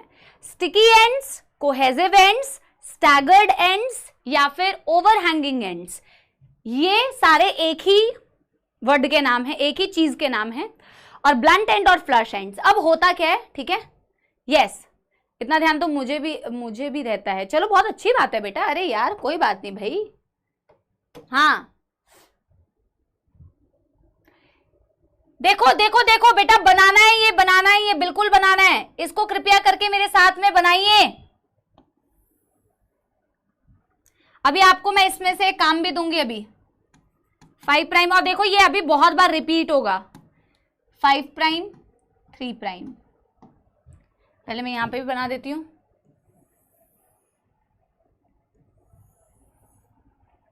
5 प्राइम 3 प्राइम, 5 प्राइम 3 प्राइम, ठीक है।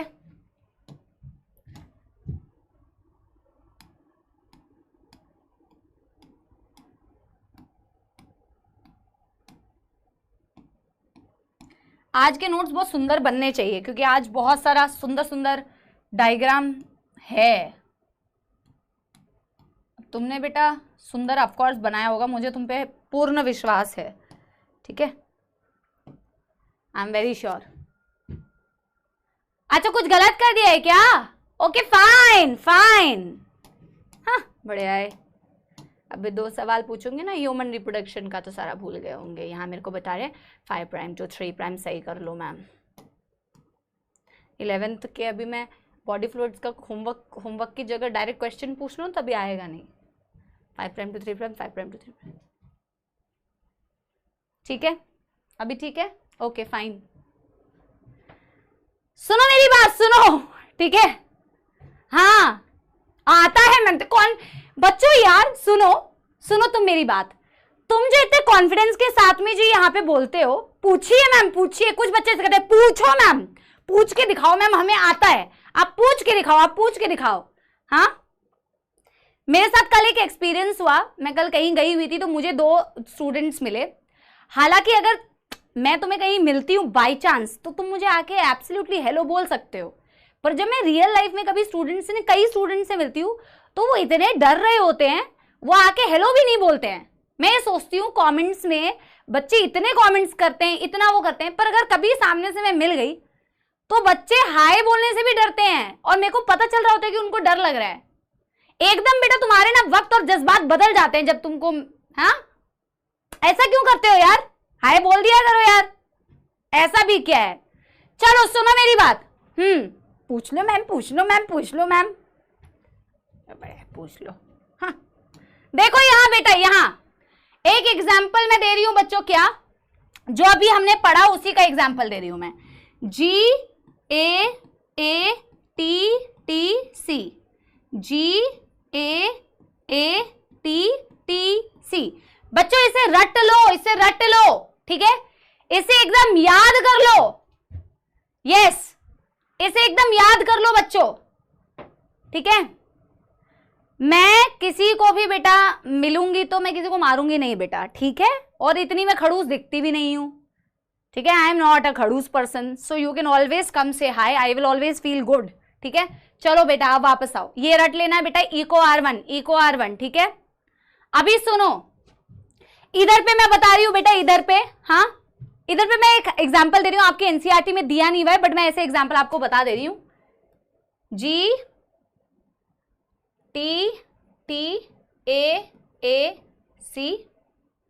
GTTAAC, ये आपके हाइंड 2 का रिकॉग्निशन साइट है, आपके एनसीईआरटी में दिया नहीं हुआ है, मैं जस्ट हाइपोथेटिकली आपको, मतलब हाइपोथेटिकल नहीं है ये, मैं आपको बता दे रही हूँ, आपके एनसीईआरटी में दिया नहीं है, मैं एक नोट डाल के उसका रिकॉग्निशन साइट लिखवा दूंगी।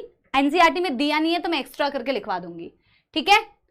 यस अब बेटा मेरी एक बात बताओ, अब आपको अभी कुछ करना है, अभी आपको ये करना है, ठीक है, तो आप इसको बिल्कुल ध्यान से सुनिए। ये किसकी रिकॉग्निशन साइट है बेटा? ये रिकॉग्निशन साइट है आपके किसकी? इको R1 की।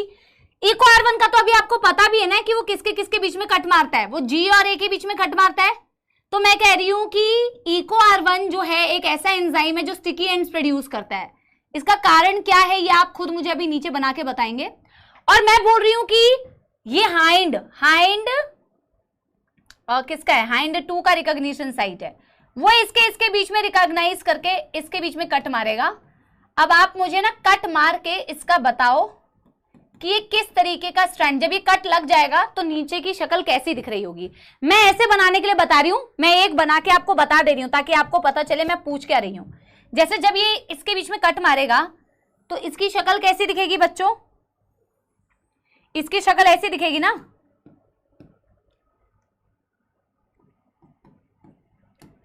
एक बारी मेरे को बताओ और बाकी तुम लोग खुद से करना ये वाला।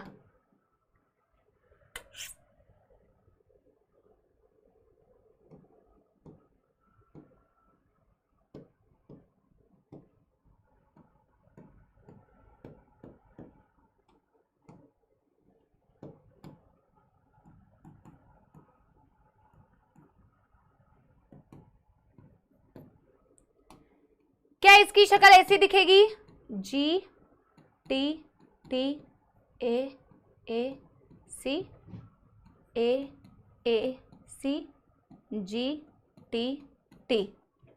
यस, पहले मेरे को बताओ बच्चों, क्या इसकी शक्ल ऐसी दिखेगी, ये स्ट्रैंड कुछ इस तरीके से अलग होगा।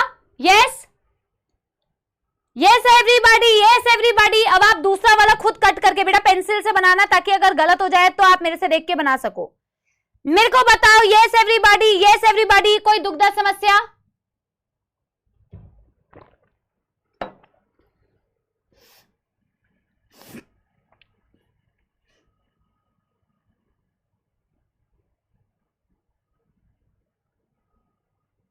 है ना। अब बेटा अगर तुम इसको कट मारोगे तो इसकी शक्ल कैसी दिखेगी, एक बारी बना के बताना, इसकी शक्ल कैसी दिखेगी।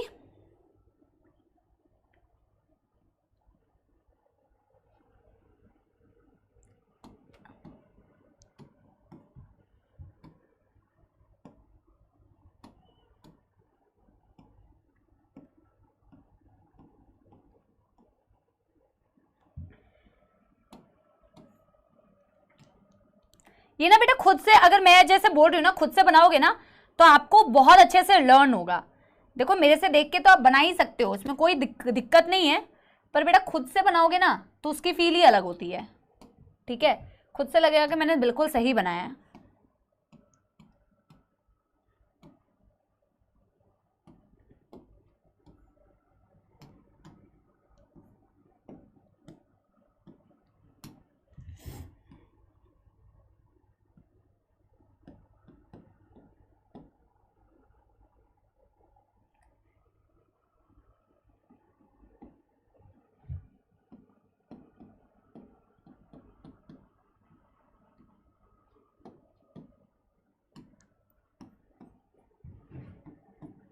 बेटा क्या ऐसा ही बना है, क्या ऐसे ही बना है? Yes everybody, G separate from the rest of the chain. Yes Prachi, yes. बेटा पहले मेरे को बताओ, तुमने ऐसा ही बनाया कुछ? जब तुम जी और ए के बीच में कट मारते हो और जी और ए के बीच में कट मारते हो, देखो क्या होगा, इनके आपस में हाइड्रोजन बॉन्ड है ना बेटा, जी के साथ सी का बॉन्ड है, ए के साथ T, A T, A T, A T, G C, आपस में हाइड्रोजन बॉन्ड है। जब तुम इसको यहां पे कट मारोगे तो इन दोनों के बीच में, ये दोनों को सेपरेट कर रहे हो, प्लस तुम इसको कट मार रहे हो तो इन दोनों को सेपरेट कर रहे हो, तो होता ही है ना बेटा, ये वाला पार्ट, देखना मेरी बात, ये वाला पार्ट उठ के अलग हो जाता है, ये वाला पार्ट उठ के अलग हो जाता है। मेरी बात समझ रहे हो? यस। तो जब इस तरीके से ये पार्ट अलग हो जाते हैं तो जी बेटा इस ए से अलग हो गया और ये अपने बेटा इनके हाइड्रोजन बॉन्ड फ्री हो गए, इनके हाइड्रोजन बॉन्ड फ्री हो गए। इन द सेम वे ये वाला पार्ट भी तो बेटा इससे अलग हो गया, तो इनके हाइड्रोजन बॉन्ड भी बेटा फ्री हो गए और जी और सी आपस में कनेक्टेड रहा। यस एवरीबॉडी, क्या मेरी बात समझ आ रही है सभी को? क्या मेरी बात समझ आ रही है? और क्या अब आपको समझ में आ रहा है एक को आप ओवर हैंगिंग एंड्स बोलते क्यों हो? आप एक को, यस, एक को आप ओवर हैंगिंग एंड्स बोलते क्यों हो? देखो ना, ऐसा लग रहा है कि कुछ एंड इसका लटका हुआ है, ये इसका जो एंड है ऐसा लग रहा है बच्चों लटका हुआ है। यस एवरीबॉडी, यस, ऐसा लग रहा है कि ए टी टी सी हवा में लटके हुए हैं, वैसा ही लग रहा है टी टी ए ओवर हैंगिंग है, हवा में लटके हुए हैं। एक्चुअल में इन्हीं का आप यूज करोगे अभी बायोटेक्नोलॉजी में। यस, सही हुआ आप लोगों का, थोड़ा गलत भी हुआ तो कोई बात नहीं, पहली बार पढ़ने पे गलत माफ है, ठीक है। लेकिन अगर आप बेटा इसको देखो ना, इधर वाले डायग्राम को, तो यहां पे कोई चीज लटकी नहीं हुई है। जैसे बालों का कट होता है ना, हेयर कट होता है, कई लड़कियां कराती है एकदम ब्लंट कट, मतलब एकदम सीधाई में एकदम बराबर हेयर कट, ऐसे वाला हेयर कट। अरे यार ये क्या है, जैसे ऐसे हेयर कट होता है, पता नहीं ऐसा तुम्हें समझ में आ रहा है कि नहीं, ठीक है। ब्लंट ब्लंट एकदम ब्लंट, कोई ओवरहैंगिंग एंड नहीं है बच्चा बाड़ी। यस एवरीबॉडी, समझ आ रही है बच्चों बात, ठीक है।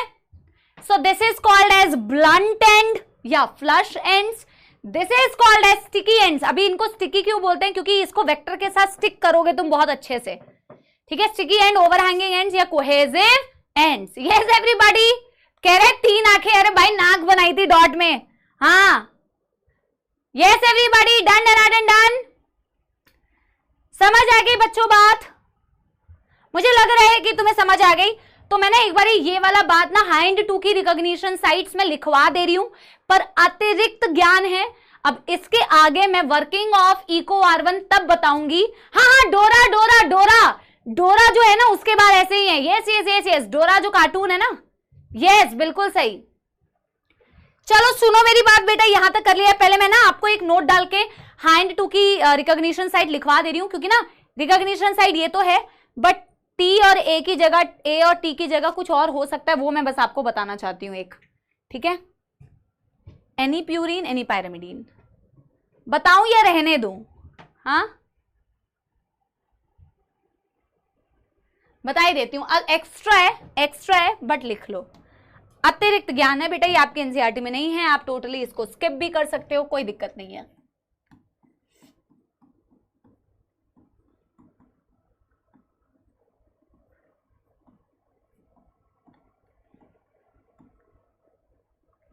चलिए, हाइंड 2 रिकॉग्निशन सीक्वेंस।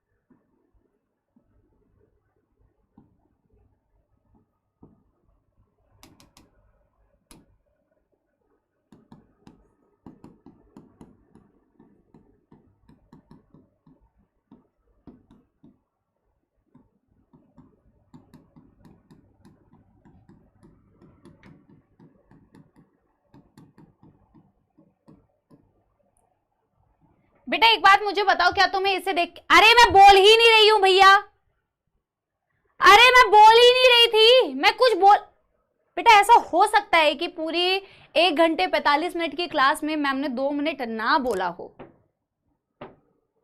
कह रहे नो वॉइस, जब मैं बोल ही नहीं रही थी तो आवाज कहां से आएगी बच्चों?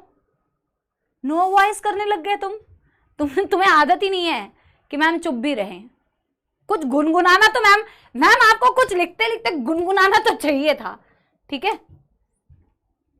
हाँ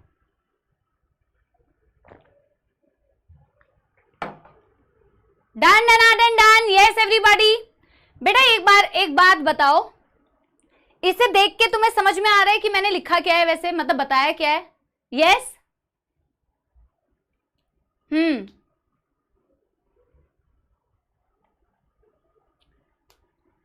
मैंने ये बोला बेटा तुम एक्स्ट्रा है, तुम नोट करना चाहो तो कर सकते हो, नहीं करना चाहो तो नहीं कर सकते हो, ठीक है, पर तुम टाइम वेस्ट करो उससे अच्छा नोट ही कर लो, ठीक है।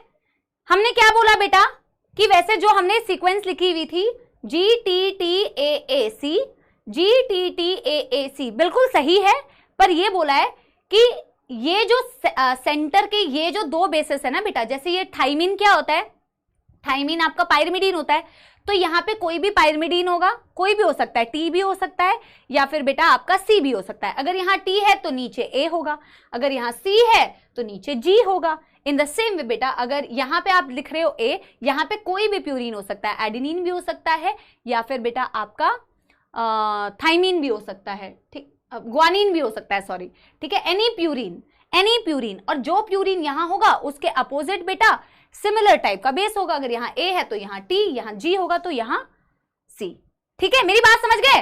ये दोनों में वेरिएशन हो सकती है, अगर ये दोनों चेंज होंगे तो उसके अकॉर्डिंग बेटा ये भी तो चेंज हो जाएंगे, क्योंकि इनके और इनके बीच में पेयरिंग हो रही है।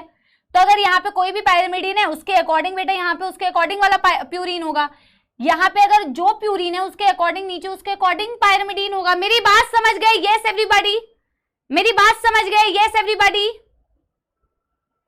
यस, उसके अकॉर्डिंग कॉम्प्लीमेंट्री होगा। डन। अतिरिक्त ज्ञान है, if you want to note you can note, if you don't want to note I would still say time बर्बाद करने से अच्छा है बेटा बैठ के गपियाओ, उससे अच्छा लिख लो ना यार। अब मैं एनसीईआरटी की रीडिंग कराना चाह रही हूं, पहले मैं यहां तक की रीडिंग कराऊंगी, फिर मैं आपको बेटा क्या कराऊंगी, फिर मैं आपको वर्किंग ऑफ इको R1 बताऊंगी। आज के डीपीपी में ना इलेक्ट्रोफोरेसिस, जेल इलेक्ट्रोफोरेसिस के क्वेश्चंस गए हैं, तो उसका लोड मत लेना, वो कल हो जाएंगे अगर आज वो टॉपिक कंप्लीट नहीं हुआ, इतनी कोई लोड वाली बात नहीं है, ठीक है। तो अगर आज नहीं होता वो टॉपिक कंप्लीट, वो क्वेश्चंस आप कल अटेम्प्ट कर लेना, कोई दिक्कत नहीं है, ठीक है। Done done done done everybody, thank you Imad बेटा, यस यस यस एवरीबॉडी, पक्की बात। चलो, हमने ना पिछली क्लास में यहां का थोड़ा बहुत पार्ट हमने पढ़ा था, अब मैं आपको क्या करती हूं, ये पढ़ाती हूं। देखो यहां से रिस्ट्रिक्शन एंजाइम जहां पे भी है बेटा, मेरे आप पेज नंबर बता दो बेटा प्लीज, आप पेज नंबर बता दो, बाकी बच्चों के लिए हेल्प हो जाएगा, ठीक है। देखो ये मैं बता चुकी थी, और यहां पे क्या दिया हुआ है, द फर्स्ट रिस्ट्रिक्शन, जहां से पिछले दिन पढ़ा था बेटा वो पेज तो निकाल ही सकते हो, वो नहीं निकाल सकते तो फिर तो तुम बेटा क्या ही पढ़ रहे हो। 195 एंड 165, ठीक है। पहला restriction एंडोन्यूक्लियेज hind 2 whose functioning was dependent on a specific nucleotide sequence, जिसको हम बता चुके हैं। चलो अच्छा ही कि हमने लिखवा दिया, बताया नहीं है सीक्वेंस वैसे, तो आप यहाँ पे वैसे नोट डाउन कर ही सकते हो, इजी सा तो है बेटा। इको R1 का है GAATTC, इसमें है GTTAAC, क्या ही अंतर है, मोर और लेस सेम है। इको R1 में AA पहले है TT बाद में है, इसमें TT पहले AA बाद में। देखो ना कितना आसान तरीका है लर्न करने का, बस थोड़ा सोचना पड़ता है। Was isolated and characterized 5 years later. It was found that Hind 2 always cut the molecule at a particular point by recognizing sequence of 6 base pair. वैसे 6 base pair बताया हुआ है, तुम बेटा याद ही कर लो, एनसीईआरटी में दिया नहीं पर याद ही कर लो, बोला तो हुआ है ना कि 6 बेस पेयर है, तो बेस पेयर पता कर लो। This specific base sequence is known as the recognition sequence of Hind 2। आज के डेट पे हम 900 restriction enzymes that have been isolated from 230 strains of bacteria, जो अलग अलग रिकॉग्निशन साइट्स को रिकॉग्नाइज करते हैं, ठीक है। The convention for naming these enzymes is the first letter of the name comes from the genus and second comes from the species of the prokaryotic cell from where they were isolated, जहां से उनका isolate किया गया है उसके according उनका पहला letter genus को रिप्रेजेंट कर रहा है, नेक्स्ट 2 लेटर उनके स्पीशीज को रिप्रेजेंट कर रहा है, ठीक है। Eco R1 comes from Escherichia coli RY13। In Eco R1 the letter R is derived from the name of the strain. Name of the strain, Roman number indicate order in which the enzyme was isolated from that strain of bacteria, ठीक है। Restriction enzyme belong to a large class called as nuclease, nucleases से belong करता है। एक्सो होते हैं, endo होते हैं। Exo nucleases remove the nucleotide from the end of the DNA, वो एंड से रिमूव करता है। अच्छा बेटा एक बात बताओ, अगर मैं आपसे पूछूं कि रिस्ट्रिक्शन एंजाइम्स यस एवरीबॉडी, आधे घंटे और बेटा बिल्कुल attention, seat straight everybody, seat straight, ठीक है, सीधे सीधे बेटा seat straight and have water, but pay attention, last का टाइम बेटा, आखिरी दाव ही सबसे इंपॉर्टेंट होता है, ठीक है। अगर मैं आपसे पूछूं कि एंजाइम्स कौन से बॉन्ड को तोड़ते हैं तो क्या आंसर दोगे? Restriction enzyme. रिस्ट्रिक्शन एंजाइम किस बॉन्ड को तोड़ते हैं तो क्या आंसर दोगे? किस बॉन्ड को तोड़ते हैं? It makes the cut at specific position with in the DNA. अगर बाहर से रिमूव किया तो एक्सो, विद इन कट किया तो एंडो। फॉस्फोएस्टर नहीं बोलेगा अनिरुद्ध, अनिरुद्ध अब तेरा दूसरी बार नाम मेरे को दिख गया। फॉस्फोडाइएस्टर, नेवर से फॉस्फोएस्टर। फॉस्फो लिख रहे हो तुम, कौन हो यार? हैं क्या लिख रहे हो तुम? फॉस्फोएस्टर कैसे हो यार? तुम क्या कर रहे हो? फिर कहोगे टीचर ने नंबर काट लिया। हमारी स्कूल की टीचर पार्शियलिटी करती है और मैम को लिख के आओगे फॉस्फो बॉन्ड। अब मैम पता लगाओ आप खुद ही, phospho dot dot dot dot, phosphodiester है कि फॉस्फो है कि फॉस्फेट है कि फॉस्फोएस्टर है कि क्या है? फॉस्फोडाइएस्टर प्रॉपरली लिखो ना यार, डाइएस्टर बॉन्ड को कट करता है। Each restriction endonuclease functions by inspecting the length of DNA sequence. Inspect करता है, पूरे स्ट्रैंड को इंस्पेक्ट करता है। Once it find the specific recognition sequence, it's not like the spammers कि जो मिल जाए उससे बात कर लूं, नहीं, उसको जब अपनी रिकॉग्निशन साइट मिलती है, जब ये अपनी रिकॉग्निशन साइट को मिलता है इसे, तब बेटा it will bind to the DNA and cut each of the two strand. आपके पेपर में एक बार आया था one of the two strands, इतनी छोटी छोटी मगर बहुत इंपॉर्टेंट बातें। One of the two strands को नहीं कट करता है बेटा। यहां आपको एक एक, मैं बार बार बोलती हूं, इस समय का उपयोग कीजिए, यहीं से सवाल आते हैं, नीट के एग्जाम में सवाल आते हैं और फिर आप कहते हैं पेपर डिफिकल्ट था, मेरा साल ये, मेरा साल वो, मैं ये, मैं वो, ये नहीं वो नहीं, ऐसे नहीं करना है। यहीं से पेपर आता है, ये छोटे छोटे शब्द जो बता रही हूं वहीं से पेपर बनता है, ठीक है। अगले साल बता रही होंगी 2024 में बेटा ऐसा पेपर आया था, देखो यहां से आया था, ठीक है। तो इट cuts बेटा each of the two strands of the double helix at specific position in the sugar phosphate backbone. Each restriction endonuclease recognizes specific palindromic nucleotide sequence in the DNA, ठीक है। अब कुछ बच्चे कहेंगे इसको हिंदी में बताओ। बेटा मतलब तो वही है ना कि रिकॉग्नाइज करते हैं पैलिंड्रोमिक सीक्वेंसेस को डीएनए में, ठीक है। अब बेटा ये डायग्राम में आपको अभी बताऊंगी एक्शन ऑफ रिस्ट्रिक्शन एंजाइम। उससे पहले क्या बोला हुआ है? Do you know what is palindrome? क्या आप जानते हैं, क्या आप जानते हैं कि पैलिंड्रोम क्या होता है? These are the group of letters that form the same words when read both forward and backward. Malayalam as against a word palindrome where there are the word which is read in both the direction. Palindrome in DNA is a बोला कि जिस, देखो word palindrome में तो आप बोल दोगे कि वर्ड को आप दोनों तरफ से सेम रीड कर रहे हो, वो वर्ड पैलिंड्रोम है। पर डीएनए के केस में आप पैलिंड्रोम बोलते हो उसे जो बेस पेयर सेम रीड करते हैं, टू स्ट्रैंड्स पे, दोनों स्ट्रैंड पे एक जैसा रीड करते हैं। When orientation of reading is kept same, जब आप रीडिंग की ओरिएंटेशन सेम रखो, यानी दोनों स्ट्रैंड पे आप 5' to 3' पढ़ रहे हो या फिर 3' to 5' पढ़ रहे हो, तो वो ओरिएंटेशन सेम रखोगे, ठीक है। For example, following sequence reads the same on two strands, 5' to 3' direction. This is also true if read in 3 to 5' direction. यहां से अगर मैं 5' to 3' पढ़ूं, यहां से 5' to 3' पढ़ूं तो सेम है। यहां से अगर मैं 3' to 5' पढ़ूं और 3' to 5' पढ़ूं तो भी सेम है, ठीक है। Restriction enzyme cut the DNA, very important, NEET का सवाल बना था यहीं से, 2022 का ही था, ठीक है। A little away from the center of palindrome. देखो पैलिंड्रोम में तो कट करते ही हैं पर सेंटर पे कट नहीं करते, कभी सेंटर से अवे कट करते हैं, ठीक है। But between the same two bases on the opposite strand, this leaves the stranded portion at the end. There are overhanging stretches called as sticky ends on each strand. Sticky ends होता है जो आप बोल रहे हो overhanging ends होता है। Specially जो रिस्ट्रिक्शन एंजाइम्स बेटा जो little away from base cut करते हैं वो ओवरहैंगिंग एंड्स प्रोड्यूस करते हैं। These are named so because they form hydrogen bond with their complementary counterpart. Of course बेटा अब देखो मैं इस लाइन का मतलब बेटा मेरे को आप लोग बताओ इस लाइन का मतलब क्या बोला है? These are named so because they form hydrogen bond with their complementary counterpart. आप मेरे को एक बात बताओ, आप मेरे को इस लाइन का मतलब बताओ कि मैंने कट करके, स्टिकी एंड्स को याद करो, स्टिकी एंड्स में क्या था, जी, फिर नीचे क्या था,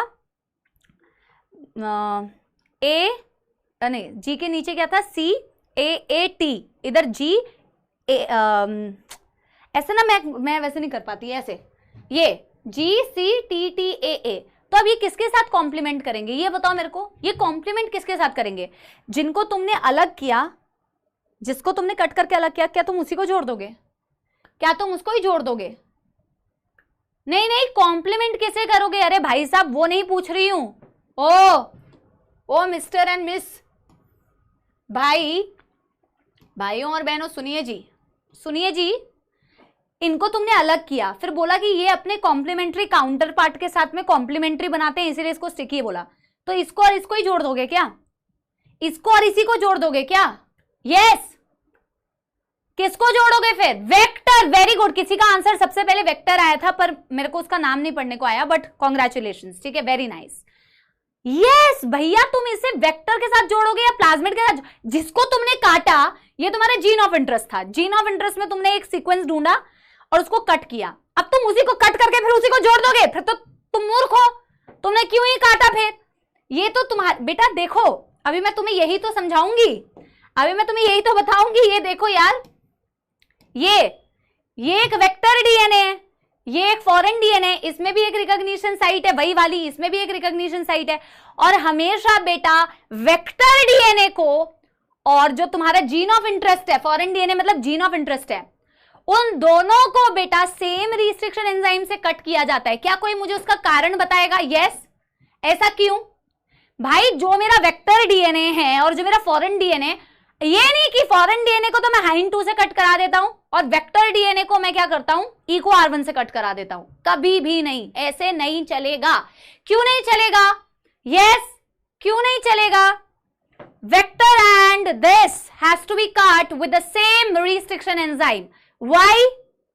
Why बच्चा party? Yes, absolutely complementary, yes बिल्कुल सही, ज्वाइन कर पाए, अटैच हो सके, सेम सेगमेंट मिले, कॉम्प्लीमेंट्री हो जाए, कंपेरेबल हो जाए, similar base sequence for joining, same complement, same basis, same type of cut. हाँ, बहुत सारे बच्चों के आंसर हैं, बिल्कुल सही मैम।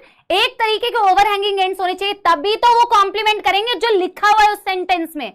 जो लिखा हुआ है भाइयों और बहनों, यहां जो लिखा हुआ है, यहां जो लिखा हुआ है भाई कि ये जो कॉम्प्लीमेंट काउंटर पार्ट के साथ बनाता है, वो तभी बनाता है जब आप एक जैसे स्टिकी एंड बनाओगे, तभी तो जुड़ेगा।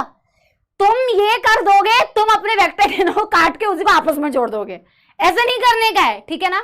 वेक्टर और फॉरेन डीएनए को मैं ये पॉइंट अभी लिखवाऊंगी कि उनको एक ही एंजाइम से कट किया जाता है। This stickiness is facilitated of course, वो जो स्टिकी हो पा रहा है, वो जो जुड़ पा रहा है, वो लाइगेजेस की मदद से, जैसे कट करने के लिए रिस्ट्रिक्शन एंजाइम, जोड़ने के लिए DNA ligases. Yes everybody. Restriction endonucleases are used in genetic engineering. ये मैं लिखवा चुकी हूं कि एंडोन्यूक्लियेसेस को आप यूज करते हो जेनेटिक इंजीनियरिंग में to form recombinant DNA molecules which are composed of DNA from different sources. ठीक है, इनको आप यूज करते हो। यस, आगे देखो बेटा, when cut by the same restriction enzyme, ये लिखा हुआ था, वैसे लिखा हुआ था, when cut by the same restriction enzyme, DNA fragment have the same kind of sticky ends and they can be joined by end to end using DNA ligase। अगर एक तरीके के sticky ends होंगे तो वो sticky हो पाएंगे और फिर बेटा उसको sticky करने के लिए, उसको stick करने के लिए DNA ligases यूज करेंगे। Done done done done. अब पहले इस पॉइंट को लिखेंगे और ना मैं थोड़ा सा ना क्या करूंगी, देखो आज इलेक्ट्रोफोरेसिस नहीं हो पाया और बहुत अच्छा है कि नहीं हो पाया, कोई बात नहीं बेटा।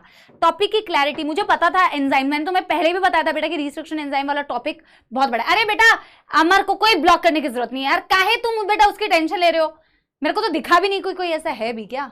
ठीक है, अरे छोड़ो यार, chill chill, just chill chill, just chill, ठीक है, चलिए। अरे भाई पढ़ो, मेरे को तो पढ़ाने में इतना मजा आ रहा है, तुम क्या बेटा? चलो चलो चलो चलो, क्या मैं बोल रही थी, एक नोट डाल के लिखवाती हूं, ठीक है, और फिर मैं तुम्हें इसकी वर्किंग थोड़ी सी दिखा देती हूं।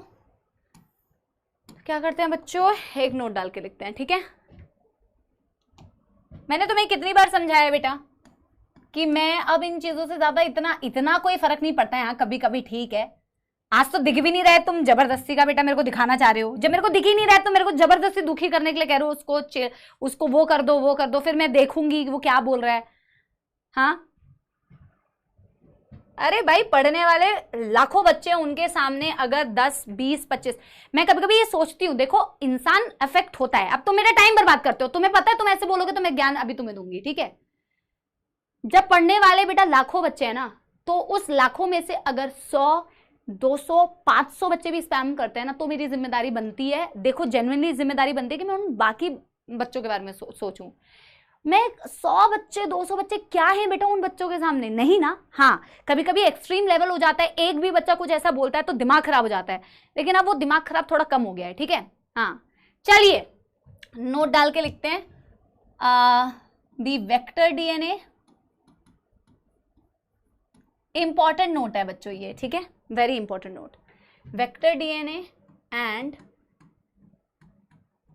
फॉरेन डीएनए यानी आपका जीन ऑफ इंटरेस्ट, ठीक है, जीन ऑफ इंटरेस्ट। हाँ interest are cut, yes love you बच्चों, लव यू, बहुत सारा लव यू। चलो cut by the similar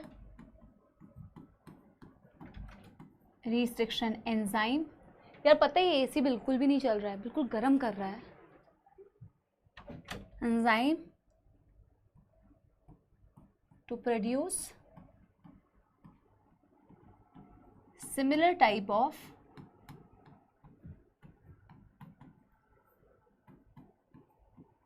sticky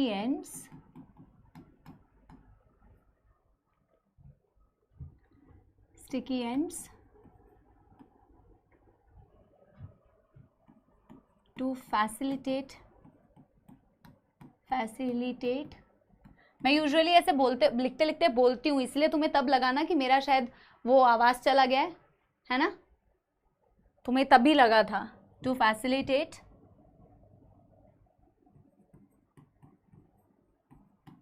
या फिर तुम बेटा जानबूझ के नाटक कर रहे थे, सब बोले कहीं के।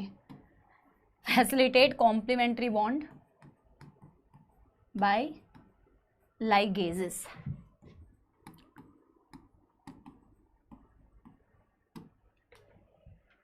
डन कर लो बच्चों। और बेटा आपको पता है अगर मैं मेरे 2021 की वीडियो देखोगे, 2022 की भी इनफैक्ट वीडियो देखोगे, तो मेरी बहुत सारी गुस्से वाली वीडियोस है जहां मैं गुस्सा कर देती थी, पर पता नहीं अपने आप हो गया यार, या तो इस साल ज़्यादा प्यार देते हो तुम लोग, ठीक है, पता नहीं, आई डोंट नो, ठीक है, I don't know what has changed, और मे बी 2 साल 3 साल में बहुत कुछ चेंज हो गया है, so that is why it has become all, पता नहीं, ठीक है। हम समझ गए हैं कि यार उनको ज़्यादा भाव दोगे तो ज़्यादा भाव लेंगे। तो मेरी भी पहले बहुत गुस्सा करती थी मैं, लेकिन अब धीरे धीरे करके ना मैंने सोचा कि नहीं यार थोड़ा सा ठीक है, होता है, मेरे को भी बेटा बहुत गुस्सा आता है कभी कभी। मैं देखती हूँ ना, मैं सोचती हूँ कितने वेले हैं, क्या टाइम है यार, यही सब करते हैं। ये मैं इतनी मेहनत से पढ़ा रही हूँ, इतना एफर्ट्स लगाती हूँ कि बच्चों को समझ में आए, यार बच्चों के लिए यार इतना कर रहे हैं, बच्चों के लिए सोचते हैं, और फिर आके फिर मेरे को लगता है ये बच्चे थोड़ी हैं, ये रियल में पढ़ने वाले बच्चे, इनका सिलेक्शन होगा नहीं ना। पढ़ने वाला बच्चा पढ़ रहा है, पढ़ने वाला बच्चा सिलेक्शन लेता है, पढ़ने वाला बच्चे के जिस दिन सिलेक्ट होकर मिलता है ना, तो पता चलता है कि यार पढ़ने वाले बच्चे पीछे स्क्रीन के बैठ के पढ़ ही रहे होते हैं, ठीक है। फिर हम अपने आप को समझाते हैं कि नहीं, we need to ignore sometimes we need to, हाँ इग्नोर। हाँ कॉकरोच वाला, हाँ कॉकरोच वाला तुम्हारा था ना, याद है ना, अर्जुना के जो मेरे बच्चे पढ़े हुए उनको याद, कॉकरोच वाला एक लेक्चर था मुझे याद है जिसमें मैंने फीमेल रिप्रोडक्टिव सिस्टम पढ़ा रही थी, मेरी एक्स्ट्रा क्लास थी और मैंने थोड़ा एक्स्ट्रा टाइम ले लिया था, मुझे याद आ गया, ठीक है, बट इट्स ओके, अभी भी मैं गुस्सा कर सकती हूँ बच्चों, ऐसा नहीं है, स्पैमर्स पे नहीं करूंगी पर तुम पे तो कर सकती हूँ ना, अगर तुम अच्छा परफॉर्म नहीं करोगे तो, ठीक है। हाँ चलो एवरीबॉडी डन। देखो वर्किंग ऑफ रिस्ट्रिक्शन एंजाइम्स जो है, ठीक है, वर्किंग ऑफ रिस्ट्रिक्शन एंजाइम्स जो है, मैं आपको, ये आपने कर लिया है, आज पूरा कंप्लीट तो नहीं हो पाएगा क्योंकि बेटा 15 मिनट में मैं पूरा समझा नहीं पाऊंगी, बट एटलीस्ट मैं तुम्हें आधा पढ़ा के और आधा तुम्हें करने के लिए दे सकती हूँ कि तुम थोड़ा सा खुद से ट्राई करो, ठीक है? Yes everybody, yes everybody. Saturday को थी क्लास, हाँ। Old memories, old is gold. समय समय यही तो है समय की बात। समय इतनी जल्दी बीत जाता है, ऐसा लग रहा था ये तो अभी छुटकू से अर्जुनास थे, पिदक्के से अभी एकदम आए थे 10वीं से। हमने 10th में कुछ नहीं पढ़ा है, हमारा 10th में सब डिलीट हो गया था, हम कोविड वाले बच्चे हैं। और देखो ये बिल्कुल एकदम 11 से 12th आ गए और 12th से आगे जाने की आशा रखते हैं obviously. Working of restriction enzymes, and we are going to beta talk about the working of EcoR1, ठीक है? EcoR1, yes everybody, बिल्कुल एग्जैक्ट एनसीईआरटी वाला डायग्राम हम पढ़ाने वाले हैं आपको, तो आप उसके अकॉर्डिंग बनाएंगे। आपके पास लैंडस्केप में स्पेस है, आपके पास पोर्ट्रेट में स्पेस है, आपको कॉपी घुमाने की जरूरत नहीं है, ठीक है? जैसा बेटा एनसीईआरटी में एक डायग्राम यहां बनाया हुआ है, एनसीईआरटी में एक डायग्राम यहां बनाया हुआ है, बिल्कुल बेटा हम वैसे ही बनाएंगे, ठीक है? ठीक है, हम एग्जैक्टली ऐसे ही डायग्राम बनाएंगे। चलिए बनाते हैं बेटा EcoR1। अब आपको देखो, एक होगा हमारा वेक्टर डीएनए, एक होगा हमारा फॉरेन डीएनए, और दोनों में मैं EcoR1 से रिकॉग्नाइज करा रही हूं, तो दोनों में एक ही टाइप का रिकॉग्निशन सीक्वेंस होगा। बस आपको ये याद रखना है कि 5 प्राइम टू 3 प्राइम कहां है और कहां कैसे लिखा हुआ है, ठीक है? Ma'am new page half page में हो जाना चाहिए, अगर प्रॉपर हाफ पेज का स्पेस है तो हाफ पेज में हो जाना चाहिए। और बेटा हाफ पेज को बर्बाद मत करो, अगर यहाँ पे कंप्लीट नहीं होता तो उसका कंटिन्यूएशन नेक्स्ट पेज में कर लेना, कोई दिक्कत नहीं है, ठीक है? यस, चलो चलो, तो एक सबसे पहले बनाते हैं, बहुत सुंदर सा डायग्राम है बेटा, बढ़िया से बनाना, ठीक है? 5 प्राइम,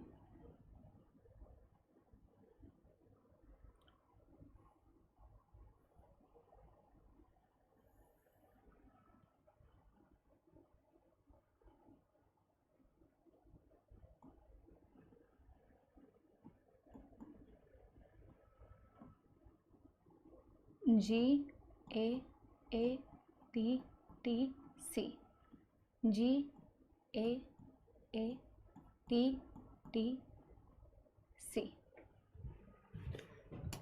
देखो सारा ही बेटा एंटी पैरेलल तो है ही, है ना? ठीक है, मैं सिर्फ ये सीक्वेंस दिखा रही हूं, इसके आगे भी स्ट्रैंड हो सकती है, इसके आगे भी स्ट्रैंड हो सकती है, मैं इसलिए नहीं दिखा रही हूं, ऑफ कोर्स होगी ना बेटा, मैं स्ट्रैंड का वो सिर्फ वो हिस्सा दिखा रही हूं जहां पे पैलिंड्रोमिक सीक्वेंस है, मैं स्ट्रैंड का सिर्फ वो हिस्सा दिखा रही हूं बच्चों जहां पे पैलिंड्रोमिक सीक्वेंस है, मैं पूरी स्ट्रैंड नहीं दिखा रही हूं, मैं पूरी स्ट्रैंड नहीं दिखा रही हूं, सिर्फ जिसकी हमें जरूरत है मैं वही दिखा रही हूं, ठीक है? चलो, ये आपका कोई भी मान लो, वेक्टर फॉरेन कोई भी मान लो,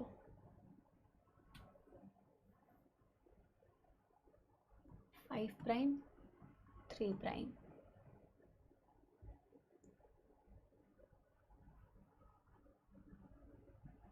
फाइव प्राइम 3 प्राइम, GAATTC,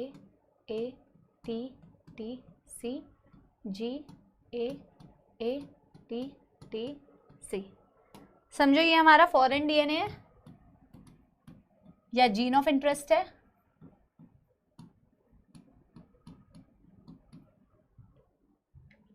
ये हमारा क्या है, ये हमारा वेक्टर डीएनए फॉर एग्जांपल। बेटा अगर EcoR1 से कट करा रही हूं तो कहां कट लगाएगा? EcoR1 से कट करा रही हूं तो दोनों स्ट्रैंड पे कट लगाएगा, between the same bases cut लगाएगा।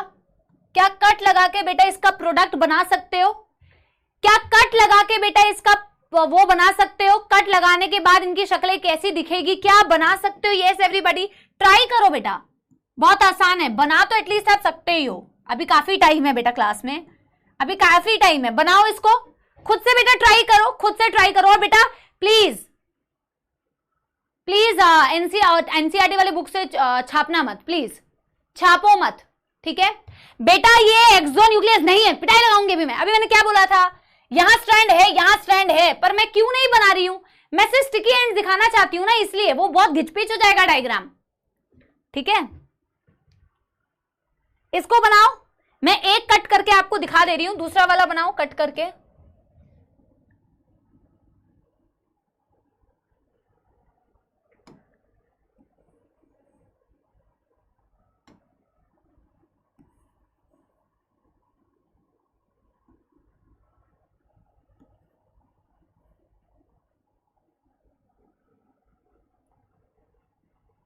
देखो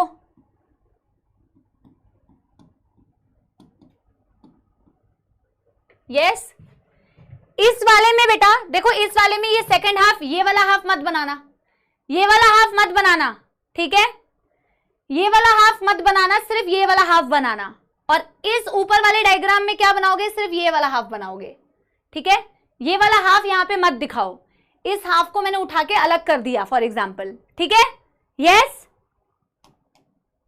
मैं बना देती हूँ, वरना बेटा तुम ना अपने सुंदर से डायग्राम को अभी गंद मचा दोगे। यहां पे तुम्हें दिखाना है ये वाला एंड,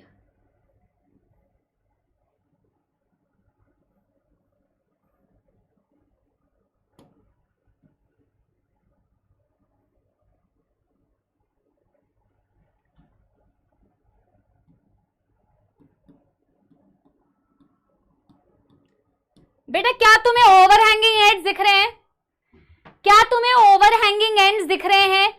यहां पे भी टी टी ए ए लटका हुआ है, यहां पे भी टी टी ए ए लटका हुआ है। यस एवरीबॉडी, यस एवरीबॉडी, लटका हुआ दिख रहा है। यस एवरीबॉडी, स्नेहा बेटा अब बनेगा, अब देखो। यस एवरीबॉडी, अगर आपने इसका आधा एंड कट करके बना भी दिया ना तो भी क्या दिक्कत है, कोई दिक्कत नहीं है बेटा, कोई दिक्कत नहीं है, उसमें क्या लोड है। आपको बस ये दिखाना है कि आप जोड़ते कैसे हो। आपने अलग अलग कट करके दिखाया, वो गलत थोड़ी बनाया है, कुछ गलत नहीं है बच्चों। आप इसके अलग हाफ को कट अलग करके, ये यहां पे अगर तुम ए ए टी टी सी और यहाँ पे जी दिखा दोगे तो कोई मौत थोड़ी आ रही है। किसने बोला ये गलत है, किसी ने बोला ये गलत है, इसको बना के रख दो, कोई दिक्कत नहीं है यार, बना दो, बस बना प्लस कर देना, अलग है। अब बस इन दोनों को जोड़ दो, अब बस इन दोनों को जोड़ के बना के दिखाओ। दिख रहा है एक रिकॉम्बिनेंट डीएनए, दिख रहा है एक रिकॉम्बिनेंट डीएनए। यस एवरीबॉडी, बस रिकॉम्बिनेंट बन गया। और देखो ये इतना सुंदर रिकॉम्बिनेंट दिख भी रहा है, व्हाइट और येलो, व्हाइट और येलो का एक सुंदर सा कॉम्बिनेशन तुम्हें दिखेगा।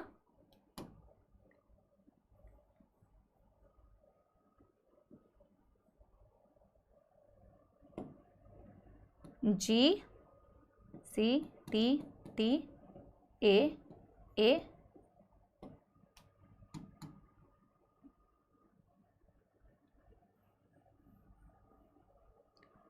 ए ए टी टी जी,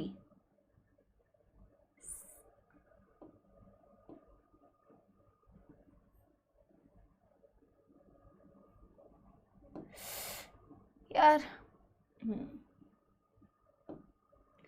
अब इस स्टैंड को बनाऊं कैसे। हाँ अब ठीक है, देखना देखना बच्चों। यस, बस आज के लिए इतना ही रखेंगे। एनसीईआरटी का डायग्राम मेरे को लग रहा था होगा नहीं, यही तो है यार, बन गया ना recombinant. This is only recombinant DNA, this is the recombinant that you created. बहुत ही सरल है बेटा, इसीलिए ना हम यही वाला एग्जाम्पल देके आपको समझाने की कोशिश करते हैं, बिकॉज ये एग्जाम्पल आपके एनसीईआरटी में बहुत अच्छे से एक्सप्लेन किया हुआ है, दैट इज वाई। ठीक है, यस देखो देखो देखो, यस एवरीबॉडी,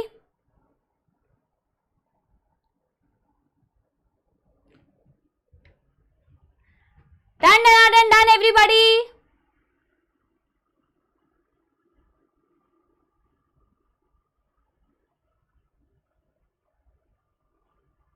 आसान है, सबने बना लिया क्या बच्चों, क्या सबने बना लिया।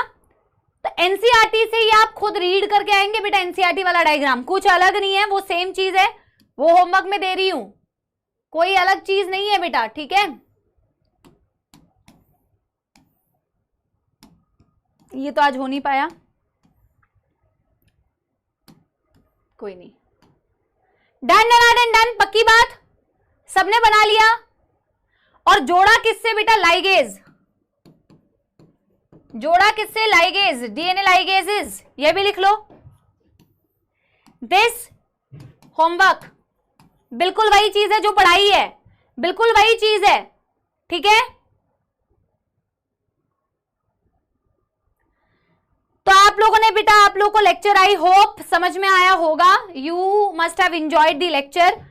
थोड़ा टाइम से थोड़ा पूर्व ही खत्म हो गया है, ठीक है। एंड आई एम श्योर कि मजा आया होगा लेक्चर में जितना मुझे मजा आया है। बस बेटा एक चीज ध्यान रखना, जो सुबह ज्ञान की बातें करी है, टॉफी जैसा दिख रहा है, हाँ वो बेटा सुबह जो अभी आपको सुबह मतलब अभी जो इससे पहले जो ज्ञान की बातें करी है, प्लीज बेटा उसको जरूर ध्यान में रखना बेटा।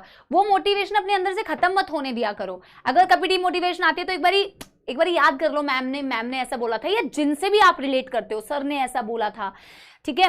नहीं मुझे करना ही है, मैं को टाइम वेस्ट नहीं करना है, मुझे पढ़ाई करनी है, ठीक है। इसी बात में मैं आपको जरूर गाना सुनाऊंगी, लेकिन बेटा आपको अपने आप से वादा करना पड़ेगा कि हमें इस बैच से रिजल्ट लेके आना है। हम भी उन्हीं बच्चों में से हैं जो इस साल रिजल्ट लेके आए हैं, इन्हीं बैचेस से रिजल्ट लेके आए हैं, और मेरे को वहीं पे रहना है, अपने सारे टीचर्स से मिलना है। और सिर्फ उनसे मिलने के लिए नहीं बेटा, मुझे कुछ करना है यार, जीवन में अच्छा करना है, मुझे अपने माँ बाप के लिए, अपने लिए कुछ करना है, ठीक है। यस एवरीबॉडी, चलो बहुत बढ़िया बहुत बढ़िया बहुत बढ़िया। अब यही तो मुश्किल की बात है ना बेटा, कि गाना क्या सुनाएं आपको। तो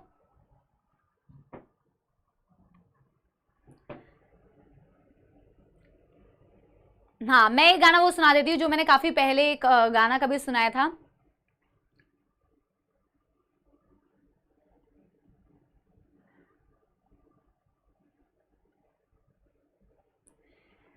मोहब्बत एक एहसासों की पावन सी कहानी है, कभी कबीरा दीवाना था, कभी मीरा दीवानी है।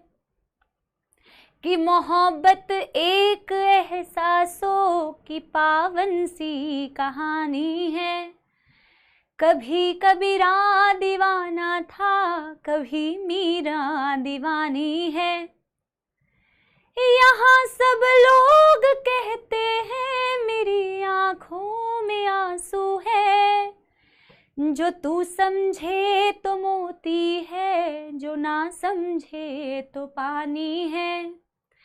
कोई दीवाना कहता है, कोई पागल समझता है, मगर धरती की बेचैनी को बस बादल समझता है, ठीक है। और तुम मेडिकल कॉलेज के लिए ये गाना गा रहे हो, ठीक है, not in any other context, अभी तुम्हारे लिए कोई और कॉन्टेक्स्ट नहीं है, तुम मेडिकल कॉलेज के लिए गाना गा रहे हो। तू मुझसे दूर कैसी है, मैं तुझसे दूर कैसा हूँ, ये मेरा दिल समझता है या तेरा दिल समझता है, ठीक है। तो बेटा बिल्कुल जोश खत्म नहीं होने देना है, बिल्कुल प्यार से लगन से पढ़ाई करनी है। We all are there for you, हम हमेशा आपके साथ हैं, आपके लिए खड़े हैं, आप लोगों के लिए एफर्ट्स करने के लिए तैयार हैं। बस आप लोग अपनी पढ़ाई कीजिए और इस बैच से हमें सिलेक्शन दीजिए। I love you all, see you all, thank you, bye bye bye bye.